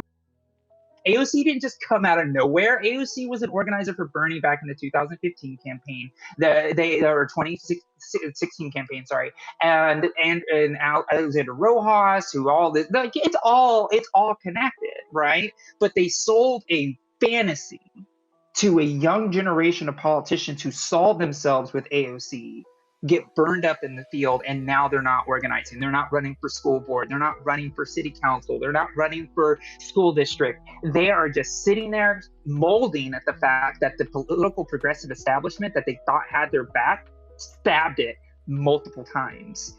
And that's, and I don't like the doom pill, right? It's just that this is just one of the effects of what is happening, because people said, hey, my vote doesn't matter. While people like myself, and there's a lot of people like myself that continue to work, and then I have to go and be like, well, I guess I got to go work with this state rep because I'm not going to get enough votes from my freaking progressives over there because they're going to sit home on election day. It's more valuable for me to go to the person that's established in power so I can at least say, hey, can you not vote against trans rights, please? Like, that's the point that we're at right now. Where people who have the political understanding, the experience, the ability to run campaigns, we're all alone. And we have no hope other than to work with people who are not great.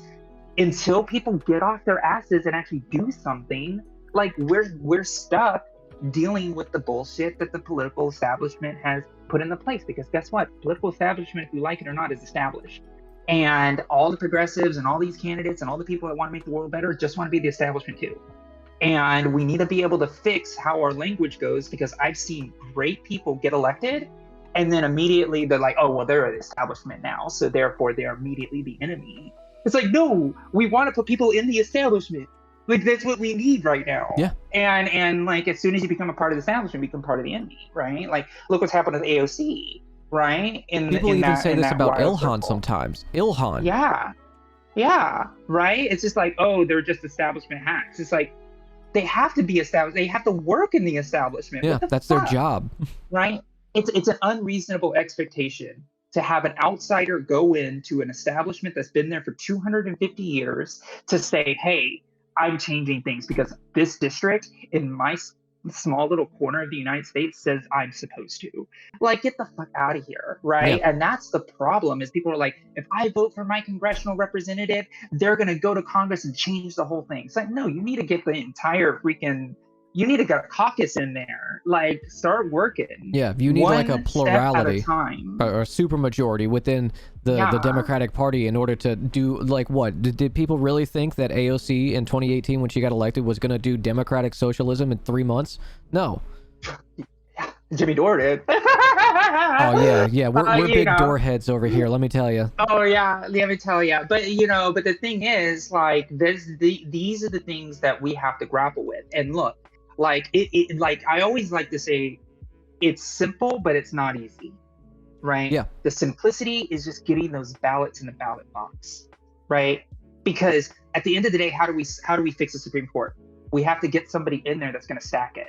Like, that's what we have to do. We have to go in and, like, if I was president of the United States, I would go and double the amount of members on the Supreme Court. Like, I would just go do that. There's nothing the Supreme Court says I can't, right? And because everything is broken with the filibuster and everything like that, there's nothing that would stop a sitting president from going and stacking the Supreme Court. But we don't have a president with courage. We don't have a party to force that president to have courage, which is more important. Yeah. Right? Because if Bernie was president right now, we'd all be complaining that he isn't progressive enough. Right? But when we look at Biden, we're just like, wow, he's more progressive than we thought. Right? It's because the president has no ability to move the will of the party that they are the lead of. They don't. They sit in a vehicle, and that vehicle set the drive. The only thing that they have to do is like go out the window and look. Right? That's it. And the people put too much power behind it. So what is it? Like, if there's something that sparks from this, some kind of movement, some kind of like mass mobilization, what does that look like in order to get that vehicle to course correct for the Democratic Party? Like, what are the avenues that would motivate people to start doing something?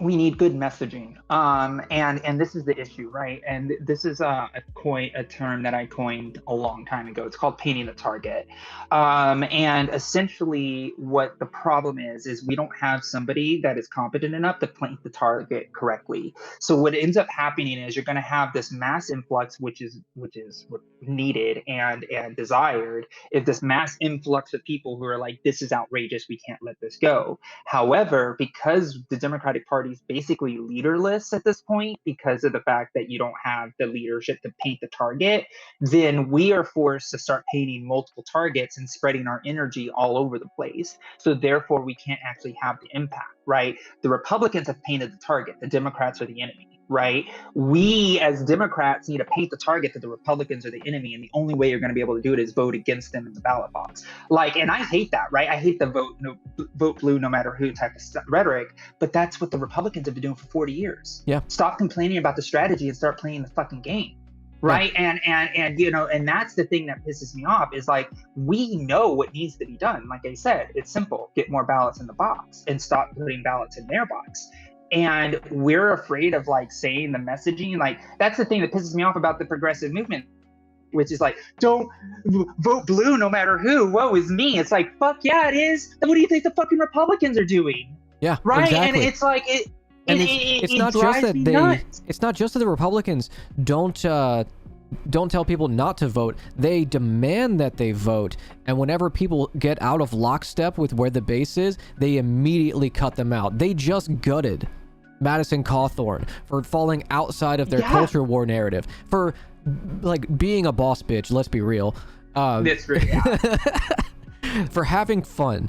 But the second that he stepped out of line, the second that he started like slipping up and saying like, oh yeah, cocaine orgies, immediately they were like, nope, no more, get him out.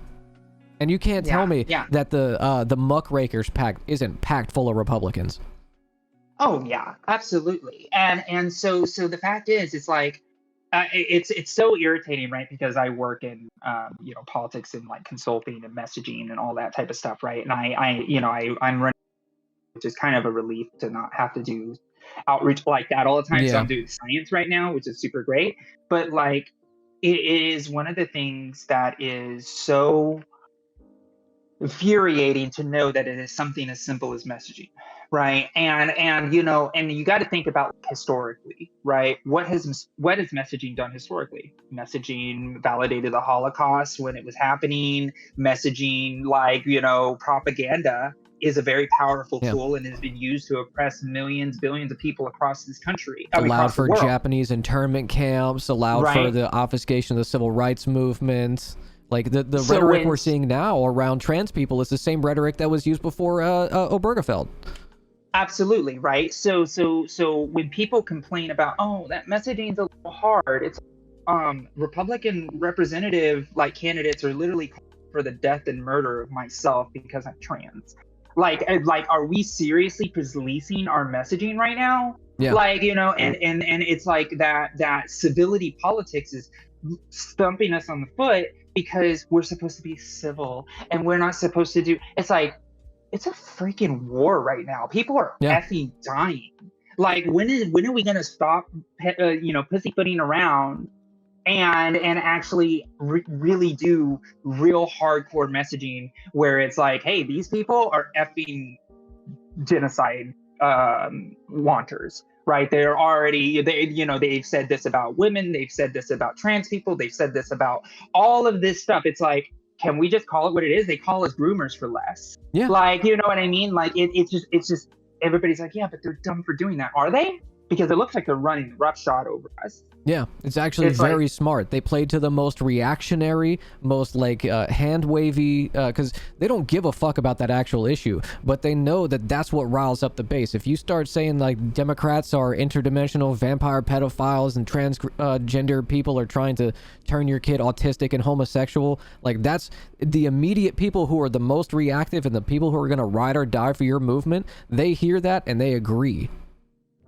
Yeah, absolutely. Right. And so me saying that, the Republicans are a threat against democracy is so much to some people. It's like, oh, pearl clutches, you hear it immediately. It's like, oh, why would you say something so vile about the entirety of a party? I was like, I don't know, look at Texas's platform. Fuck. Yeah. It's not like it's hard. It's not like I'm making any type of thing up.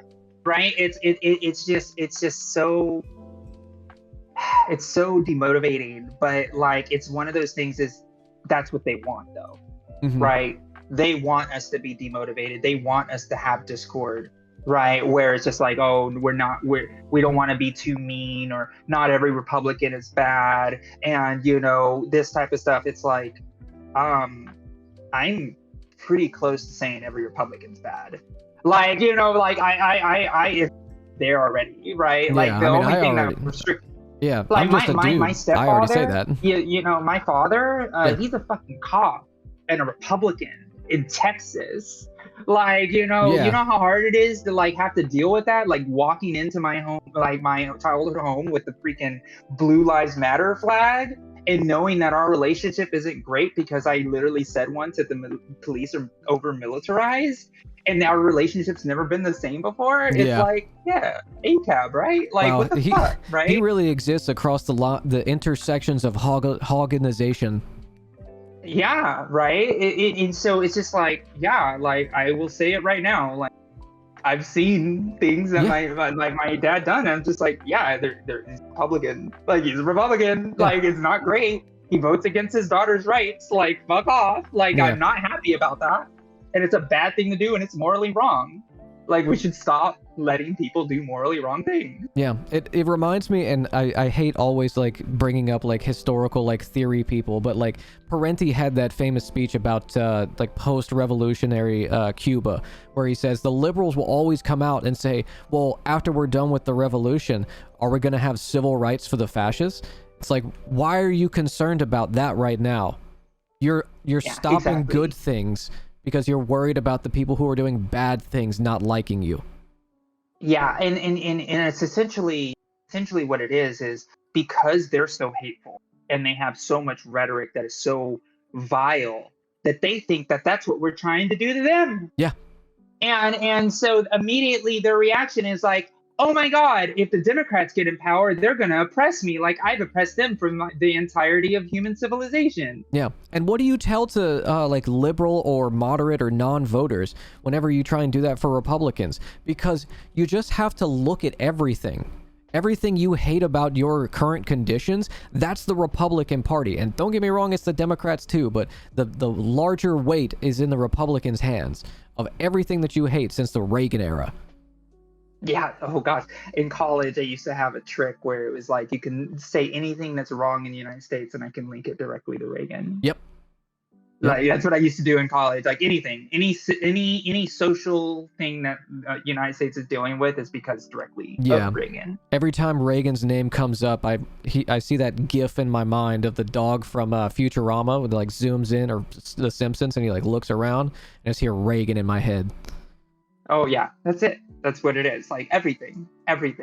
Yeah. That person, like, and that's what the Trump administration just wasn't competent enough to do. Yeah. Because Reagan was not all there either. Yeah, because like the Republicans, they have their villains, right? They have their rogues gallery, the Clintons, the Obamas, the Hunter Biden and the Biden crime family. That one never really hit, but you know, they use that. And they go back to like, I don't know, maybe even like the Johnson administration.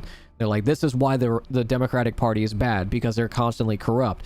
Well, motherfuckers, do we want to bring up the rap sheet? And we looked at a report that came out of PBS the other day that they just found leaked audio from Reagan talking to Nixon about the African diplomats at the UN. Like we've just found this, and everyone in my chat was like, we've known about this for the last like 2 decades. How have they not? How is this news? And I think that's where a lot of just so much corruption. Yeah, the swamp is so deep that it's hard to catalog every inch of it. Like you know, it really, you know, being out here in the DC area, it's like you just like you just know it's like it's weird. So, but yeah, I asked the other people I had on earlier, like what their Christmas list is. I want to hone this in on messaging. What does the Christmas list of messaging, from what exact, like sloganeering, if you have anything in mind, to policies, like something like 8 Can't Wait was kind of feckless whenever we did that in 2020, but there was something there that was tangible. What does it look like to you that is effective, that we could utilize? So I like, so it's kind of on the spot, but I'll get it. So basically, yeah. So it's I think it's a two-pronged approach. One is that and I'm going to use democratic messaging because that's kind of what we need right now, because there's really no other viable option to get us our rights faster at this moment in juncture.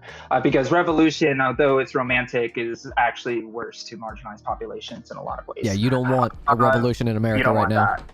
Like, if I get a revolution, then how am I going to get medicine, right? Like that's what I think, right? Yeah. It's like, you don't want that, right? Like, you know, it's like, let's try to figure this out with protecting as much people and instituting change. So one is that, you know, I hate to say it this way, but that Democrats are actually here to help you, right? Like the idea that, remember Reagan demonized I'm the government, I'm here to help, as like the 7 scariest words in the English language. Well, we need to flip it back, right? We need to flip it back and say, you know what, like the Democrats and the government actually is here to help you. Remember when you got that check for COVID relief? Remember that was child fund tax credits? Remember all, like, and just kind of like go back, you know, it's like Medicare and like all of these things, like, you know, all these social safety nets. You like, know, Gam's Social Security that she literally pays for her insulin with? Right. Yeah, that's right, us. Exactly. Right. So kind of like saying, like, not only is the government good in a lot of ways, you're actually using it in every way that it works okay, right? Because it'll all work better, right? So kind of like reminding people that American socialism already exists in our world with Medicare and all these different like roads, infrastructure, you know, Social Security, all of these Public things schools. are, you know, American socialism, right? Public schools, right? So we need to let people know it's like, oh, actually, like these things are good, right? So this is what we're fighting for. And that's one thing, right? Because you have to have a positive spin, or people are just going to be like, they're just so negative all the time, right? So you have to have, because the Republicans don't have a positive spin of what makes them great, right? Yeah. Other than you can only freedom, tell a Republican right? by what they're against, not what they're for. Exactly, right? Or they will say something like freedom, or you know, Yeah. or my rights. A Like return they only know to the real platitudes. America, harkening Right. back to a So- mythologized past. We can actually say, hey, you know that bridge that your grandpa used to freaking build the life that he has, right? Yeah, that was done by, you know, the government, right? Like trying to like really focus on the goodness of socialized policies in government and directing it to people's actual lives. I always seen that to help a lot when I was at the door. Now, the second prong approach is a little bit more spicy. But the fact is, if you vote for Republican, you're voting for somebody you hate. Like that, you're voting against somebody you love. That's what it is. And that essentially a vote for a Republican is a vote for hate. And you know, I don't like the word hate that much because hate is one of those words that is ambiguous and it's hard to use your own image. Like, would it be better to like change the language and say a vote for a Republican is a vote for violence? That's someone you better. love? Boom, that's better because violence is more imagery, right? It's a more it's imagery visceral. word. That's one of the reasons why I hated Hillary Clinton's slogan. Trump, I'm with her. No, not that one. Love Trump's hate. Because when it's chanted out, and I was there at Philadelphia as a convention goer for the National Convention 2016, when an entire stadium chants "Love Trump's hate," it sounds like "Love Trump." Yeah. Love Trump. Right? Because love is a more graphic image, or has more imagery. So when you say love, people know what love is, and the next word that they hear is the word they associate with love. Right? So hate is too ambiguous. Like, what is that? What does hate look like? Right? And people have to put their own space into that. So yeah, voting for a Republican is voting for violence. Because violence is a word that they use a lot, right? Republicans use violence. They use law and order and all that type of stuff. Well, if you vote for a Republican, you're voting for violence, right? Because they're against gun laws. They want to endanger women and people. They want an expanded police state. They want an expanded police state, right? Like I don't know what is more against law and order than giving everybody guns or taking all guns away.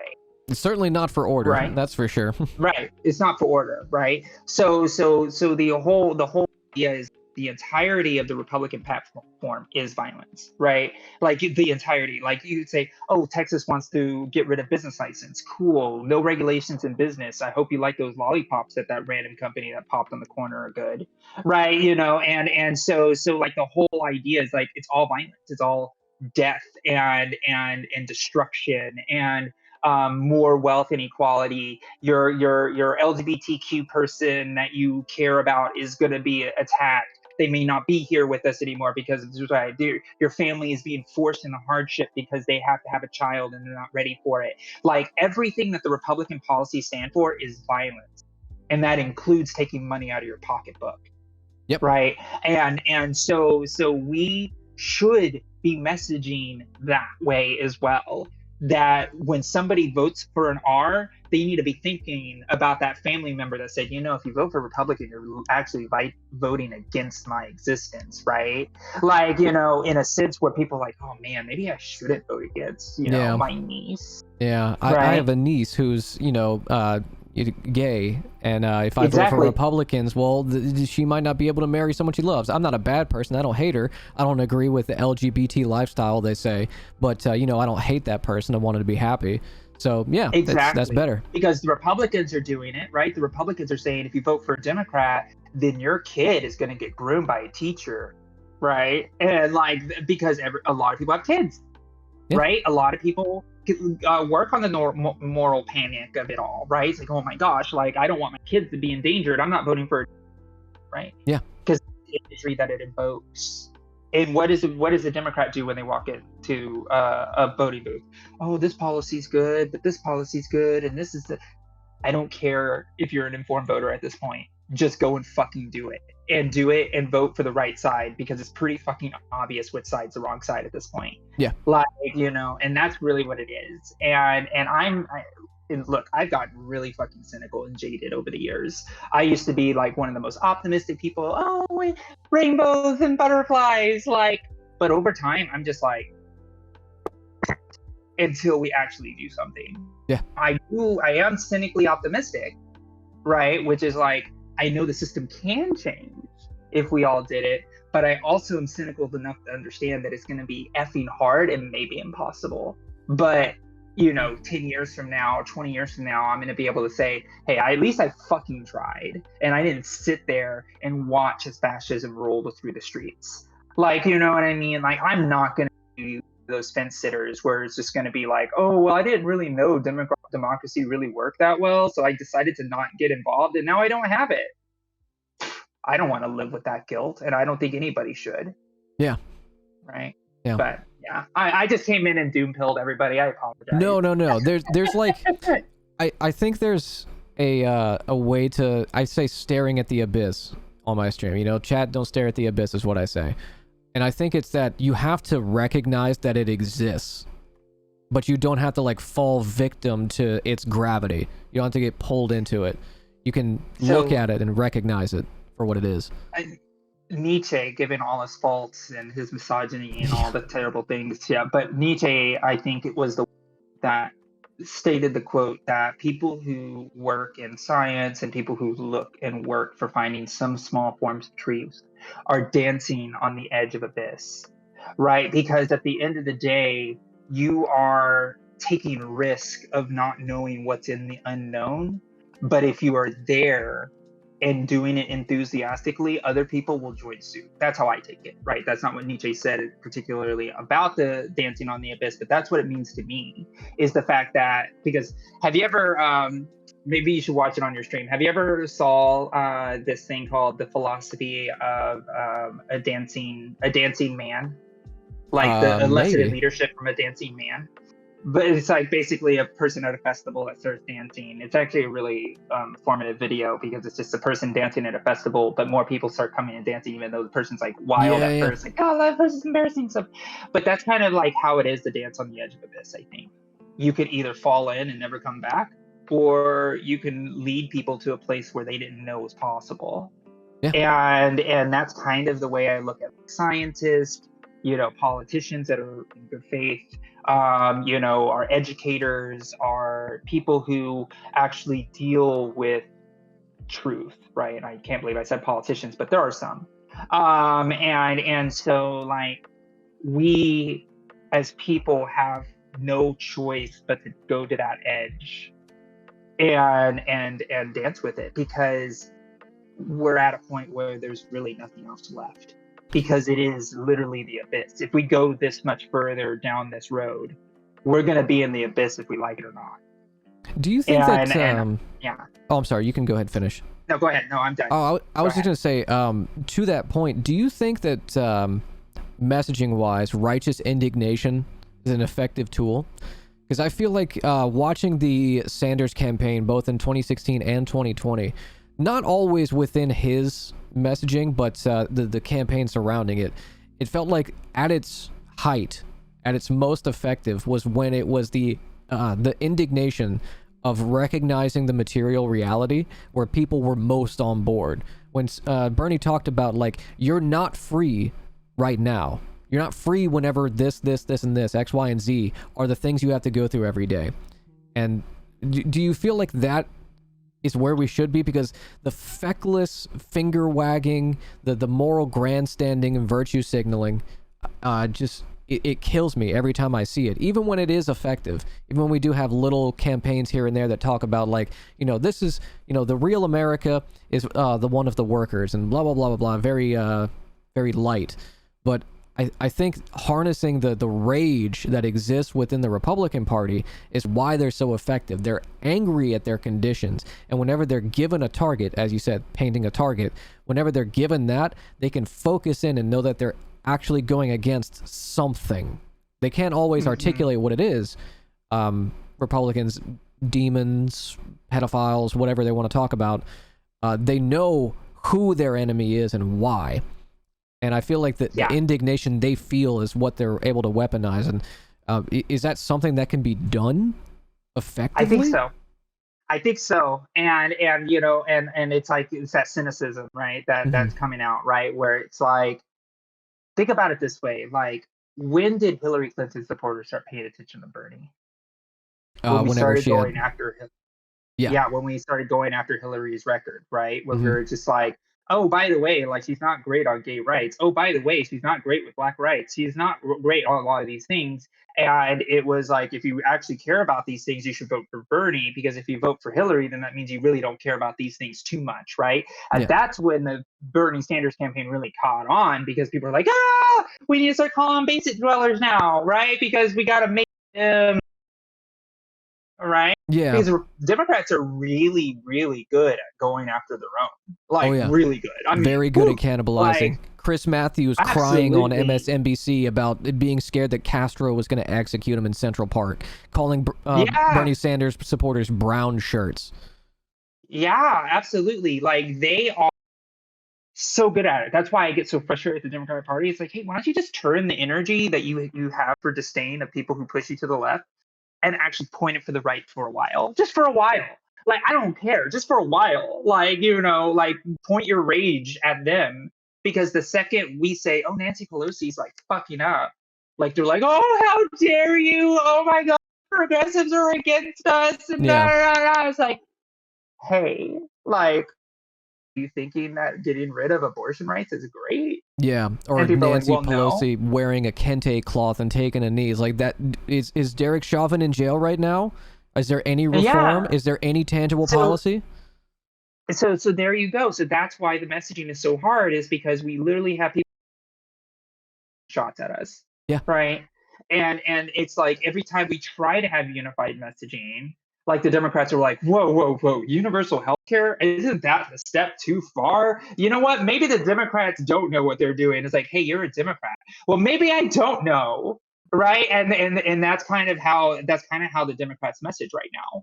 It's like, hey, we have this problem, and progressives like, hey, how about this solution? They're like, oh, well, yeah. Don't get that doesn't crazy sound now. like a reasonable solution. It's like, Yeah, well, don't you want to try? What's your solution?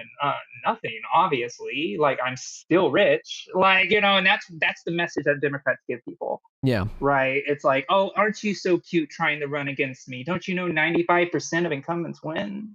yeah, Like, you know what I mean? And they're so smug because they know that they're never going to get voted out, and they also know that they're in safe districts, so they don't have to go hard against Republicans because they're their colleagues, yeah. and they don't want to be too mean to their colleagues. Yeah, It's what are we like, gonna do when we go to Spin Alley after work and we go get steaks together? It's gonna be real awkward at the dinner table.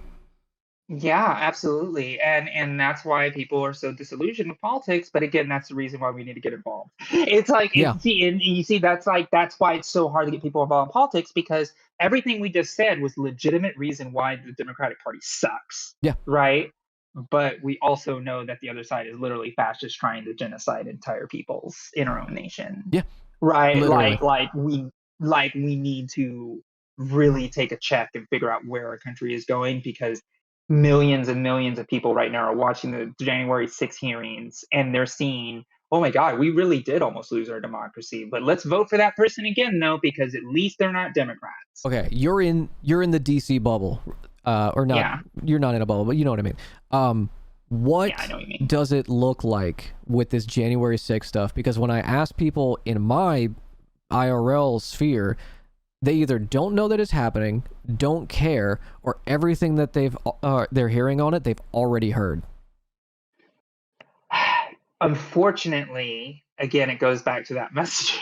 Yeah, Because it's like everything we all knew, but these are actually like evidence that says, hey, this is actually the truth happening right now. So, like, even though we all knew Trump was a complete fuck up and tried to take on democracy, hearing it from the mouths of the people who were closest to Trump is still pretty effing like huge. yeah, I've even been a little bit like, oh my God. Like, I was listening to like the things yesterday, and it was just like, I was just huge stuff that I learned about when I was like, oh wow, they just like, tried to hire somebody to be the Department of Justice person, and like all this stuff was happening. It was just like, oh, right. It's like we were so close, and that should give people pause, and it should also give people pause that nothing's going to come of this, right?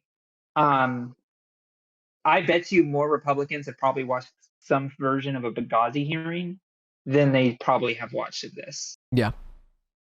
And that's another reason, right? Like if Benghazi hearing, that was like prime time television for like the Republican Party, and they were all unified. Yeah, Benghazi, Hillary bad, and here we are, the Democrats saying, "Oh wow, like Trump bad," Yeah. and some people are like, it's all old news." I was like, you mean the old news of trying to overthrow our democracy in the United States? That doesn't seem like that's really could be old news right now. The Yeah. person literally could run for president again. Like, Yeah. it's so frustrating. And right now I'm feeling like my energy right now is very reactionary. So I just want to put that out there. No, you're Because good. I'm just like frustrated. No, Yeah. I'm okay with that.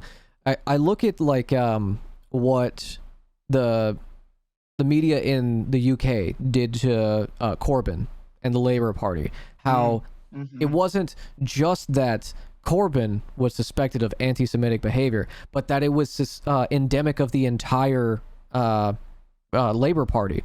Whenever I hear Republicans in media say like, "Oh, they didn't give the Republicans a fair shake in the hearing, and we only got 2 representatives from the Republican Party in this committee," why would there be any? Yeah. Why would we let any of you hogs in here? Your party tried to overthrow the country, tried to do a coup. None of you should be in this hearing, and all of you should be in jail. Your party should be in the dustbin of history. And that's the messaging I want to hear. I want to hear that too. And and that's the thing. It's like, take the gloves off. Yeah. We just lost abortion access. Like fight like Republicans. Yeah, like they are literally, inciting mobs. Like, and they said that we did.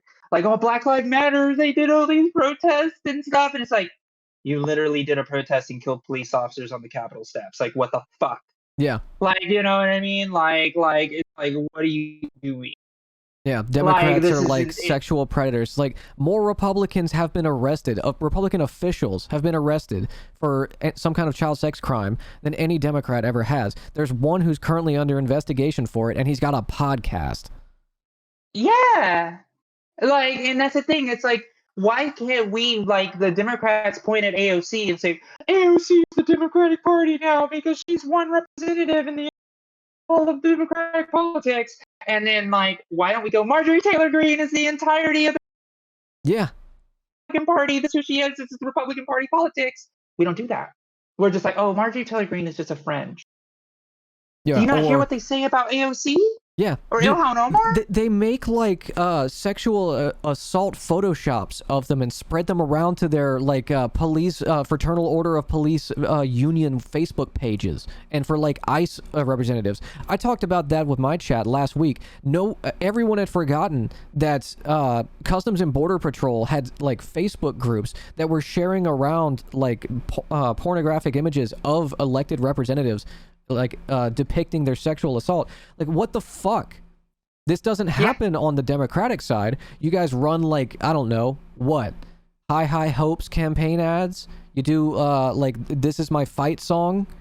Like, that's what you do. I still have trauma from that. Yeah. Like, it's so funny because I was at convention and that fight song would play so much, and it was like so hard to hear because like I was part of the California delegation, and we were protesting hard. They had white noise machines over our sections and turned off the lights. Really? Because they didn't. Yeah. Like, and we had these like yellow t-shirts that would reflect out of the blue light. So we were actually, when they turned off the lights on us, we actually glue and actually were even more prominent in the shot. So they could turn on the lights immediately. But they had white noise machines. They had chants. So when we said, what is it? No TPP or no, sorry. No more war. So we would chant no more war loudly, right? When Leon Panetta is speaking or any other type of warmonger was speaking, we would start chanting no more war. So the I say Democrats, but the Hillary-crats in the room were taught to chant USA over our no more war chant. So because of the white noise machine, you drown out the no more war chants and the burning people across the stadium, and all you would hear was USA, USA during a Leon Panetta speech. Jesus Christ. Jesus And Christ. that's what the audience at home was watching. Yeah. And while we were literally being moved out of our seats, like I almost got in a fight with somebody, like somebody literally like took my seat aggressively. I'm like, hey, you're like right behind me. Can you like step off? And like he started like wanting to have a shove match because I'm pretty sure he was a plant to try to get Bernie people Of fighting course. so they can start kicking our credentials off, right? Start taking our credentials away, which they did do. They would try to take credentials away. They gave free metro fare to Hillary delegates and not Bernie delegates. Like they would let Hillary delegates in first so they get all the front row seating. Like it was wild, right? And we're like, yeah, this is fucked up. We're being censored.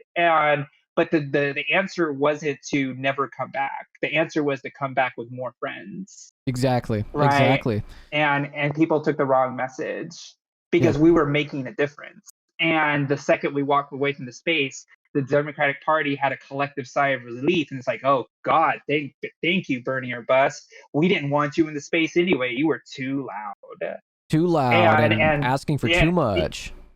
And so it's like, hey, like you realize that we're budgeting, right? Like making them we gave them pause, and their first reaction was like, fuck it, we're getting out of here. It's like we just like made President Obama on stage at the National Convention say that we're the best organizers in the world. Yeah.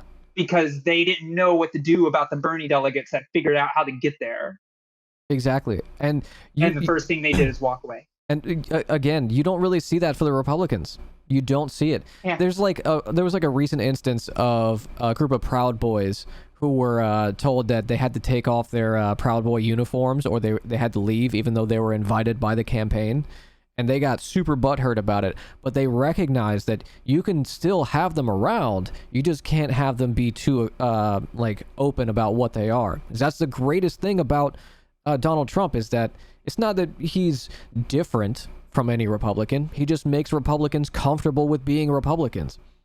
Just don't be too open about it. Don't let the mask slip too much. Yeah, and if we do let the mask slip, let's cause a riot on the Capitol steps. Yeah. And you know, and so it's really infuriating. It can feel hopeless. It can feel like we don't have 10 years. What about all the women in the next 10 years that are going to be forced to have children? Like, you know, and it's like, well, you do realize that this bed was made already by the side that we're on the side with. And it's our job now to fix that bed and kick them the fuck out for letting it even get this close in the first place. Right. And that's what people need to understand. And you know, and I'm gonna say the thing that I think people really need to take from this. Vote in your effing primaries. I'm not kidding. If you're not voting in your primaries, then you don't care about democracy. And I will say it just like that. Because I see primaries win or lost by dozens of votes sometimes. And I've been doing this job for too long and have seen too many votes go the wayside by 1, 2, a dozen, 100 votes. And you say it's like, oh my gosh, we would have got the worst person out of history if we only had 100 more people get off their ass, right?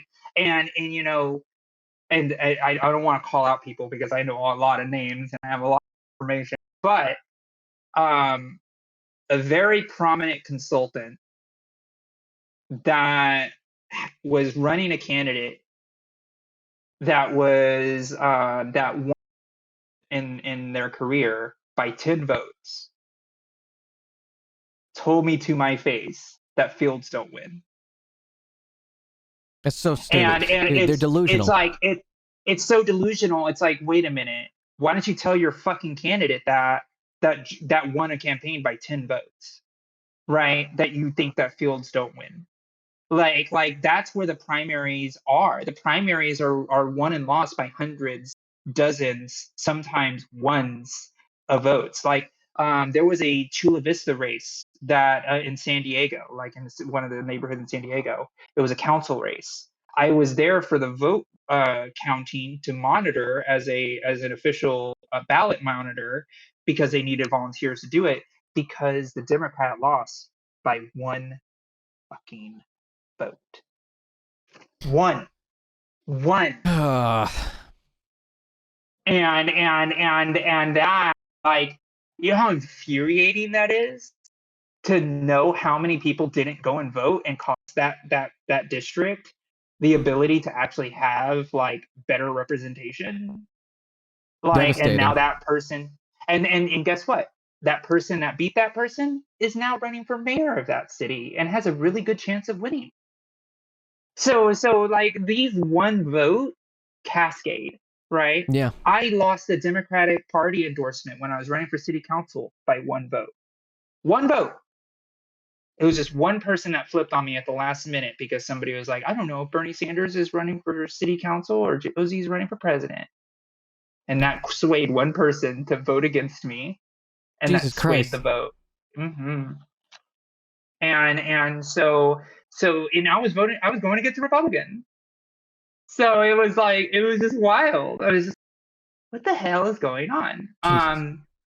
Jesus. So you know, that happened to primaries Jessica are everything. Cisneros, didn't it? She lost by like a very small margin. 100 votes, less than 100 votes or something like that. Yeah, I think it was 112. Yeah, and Nancy Pelosi was supporting her candidate, who was a pro-life candidate. Pro-life and pro-NRA, I believe. Yeah, absolutely. And so like, that's where we are. But you know, I'm gonna go on my stream at some point, plug for my stream. It's Josie Rosie. Let me get you a shout out. Yeah, thank you. But I'm gonna go over Jessica Cisneros' campaign filing reports and go over where she spent her money on, and figure out where she could have found 100 votes if she probably didn't spend $1 million on TV. Yeah, I don't know what happened there. It seems so clear cut that she was like of the community. It seemed like really, it was like John Fetterman. You know, it seemed almost destined. Yeah, but the thing is, if you don't have that trust and that voter base built in, you got to build it from scratch.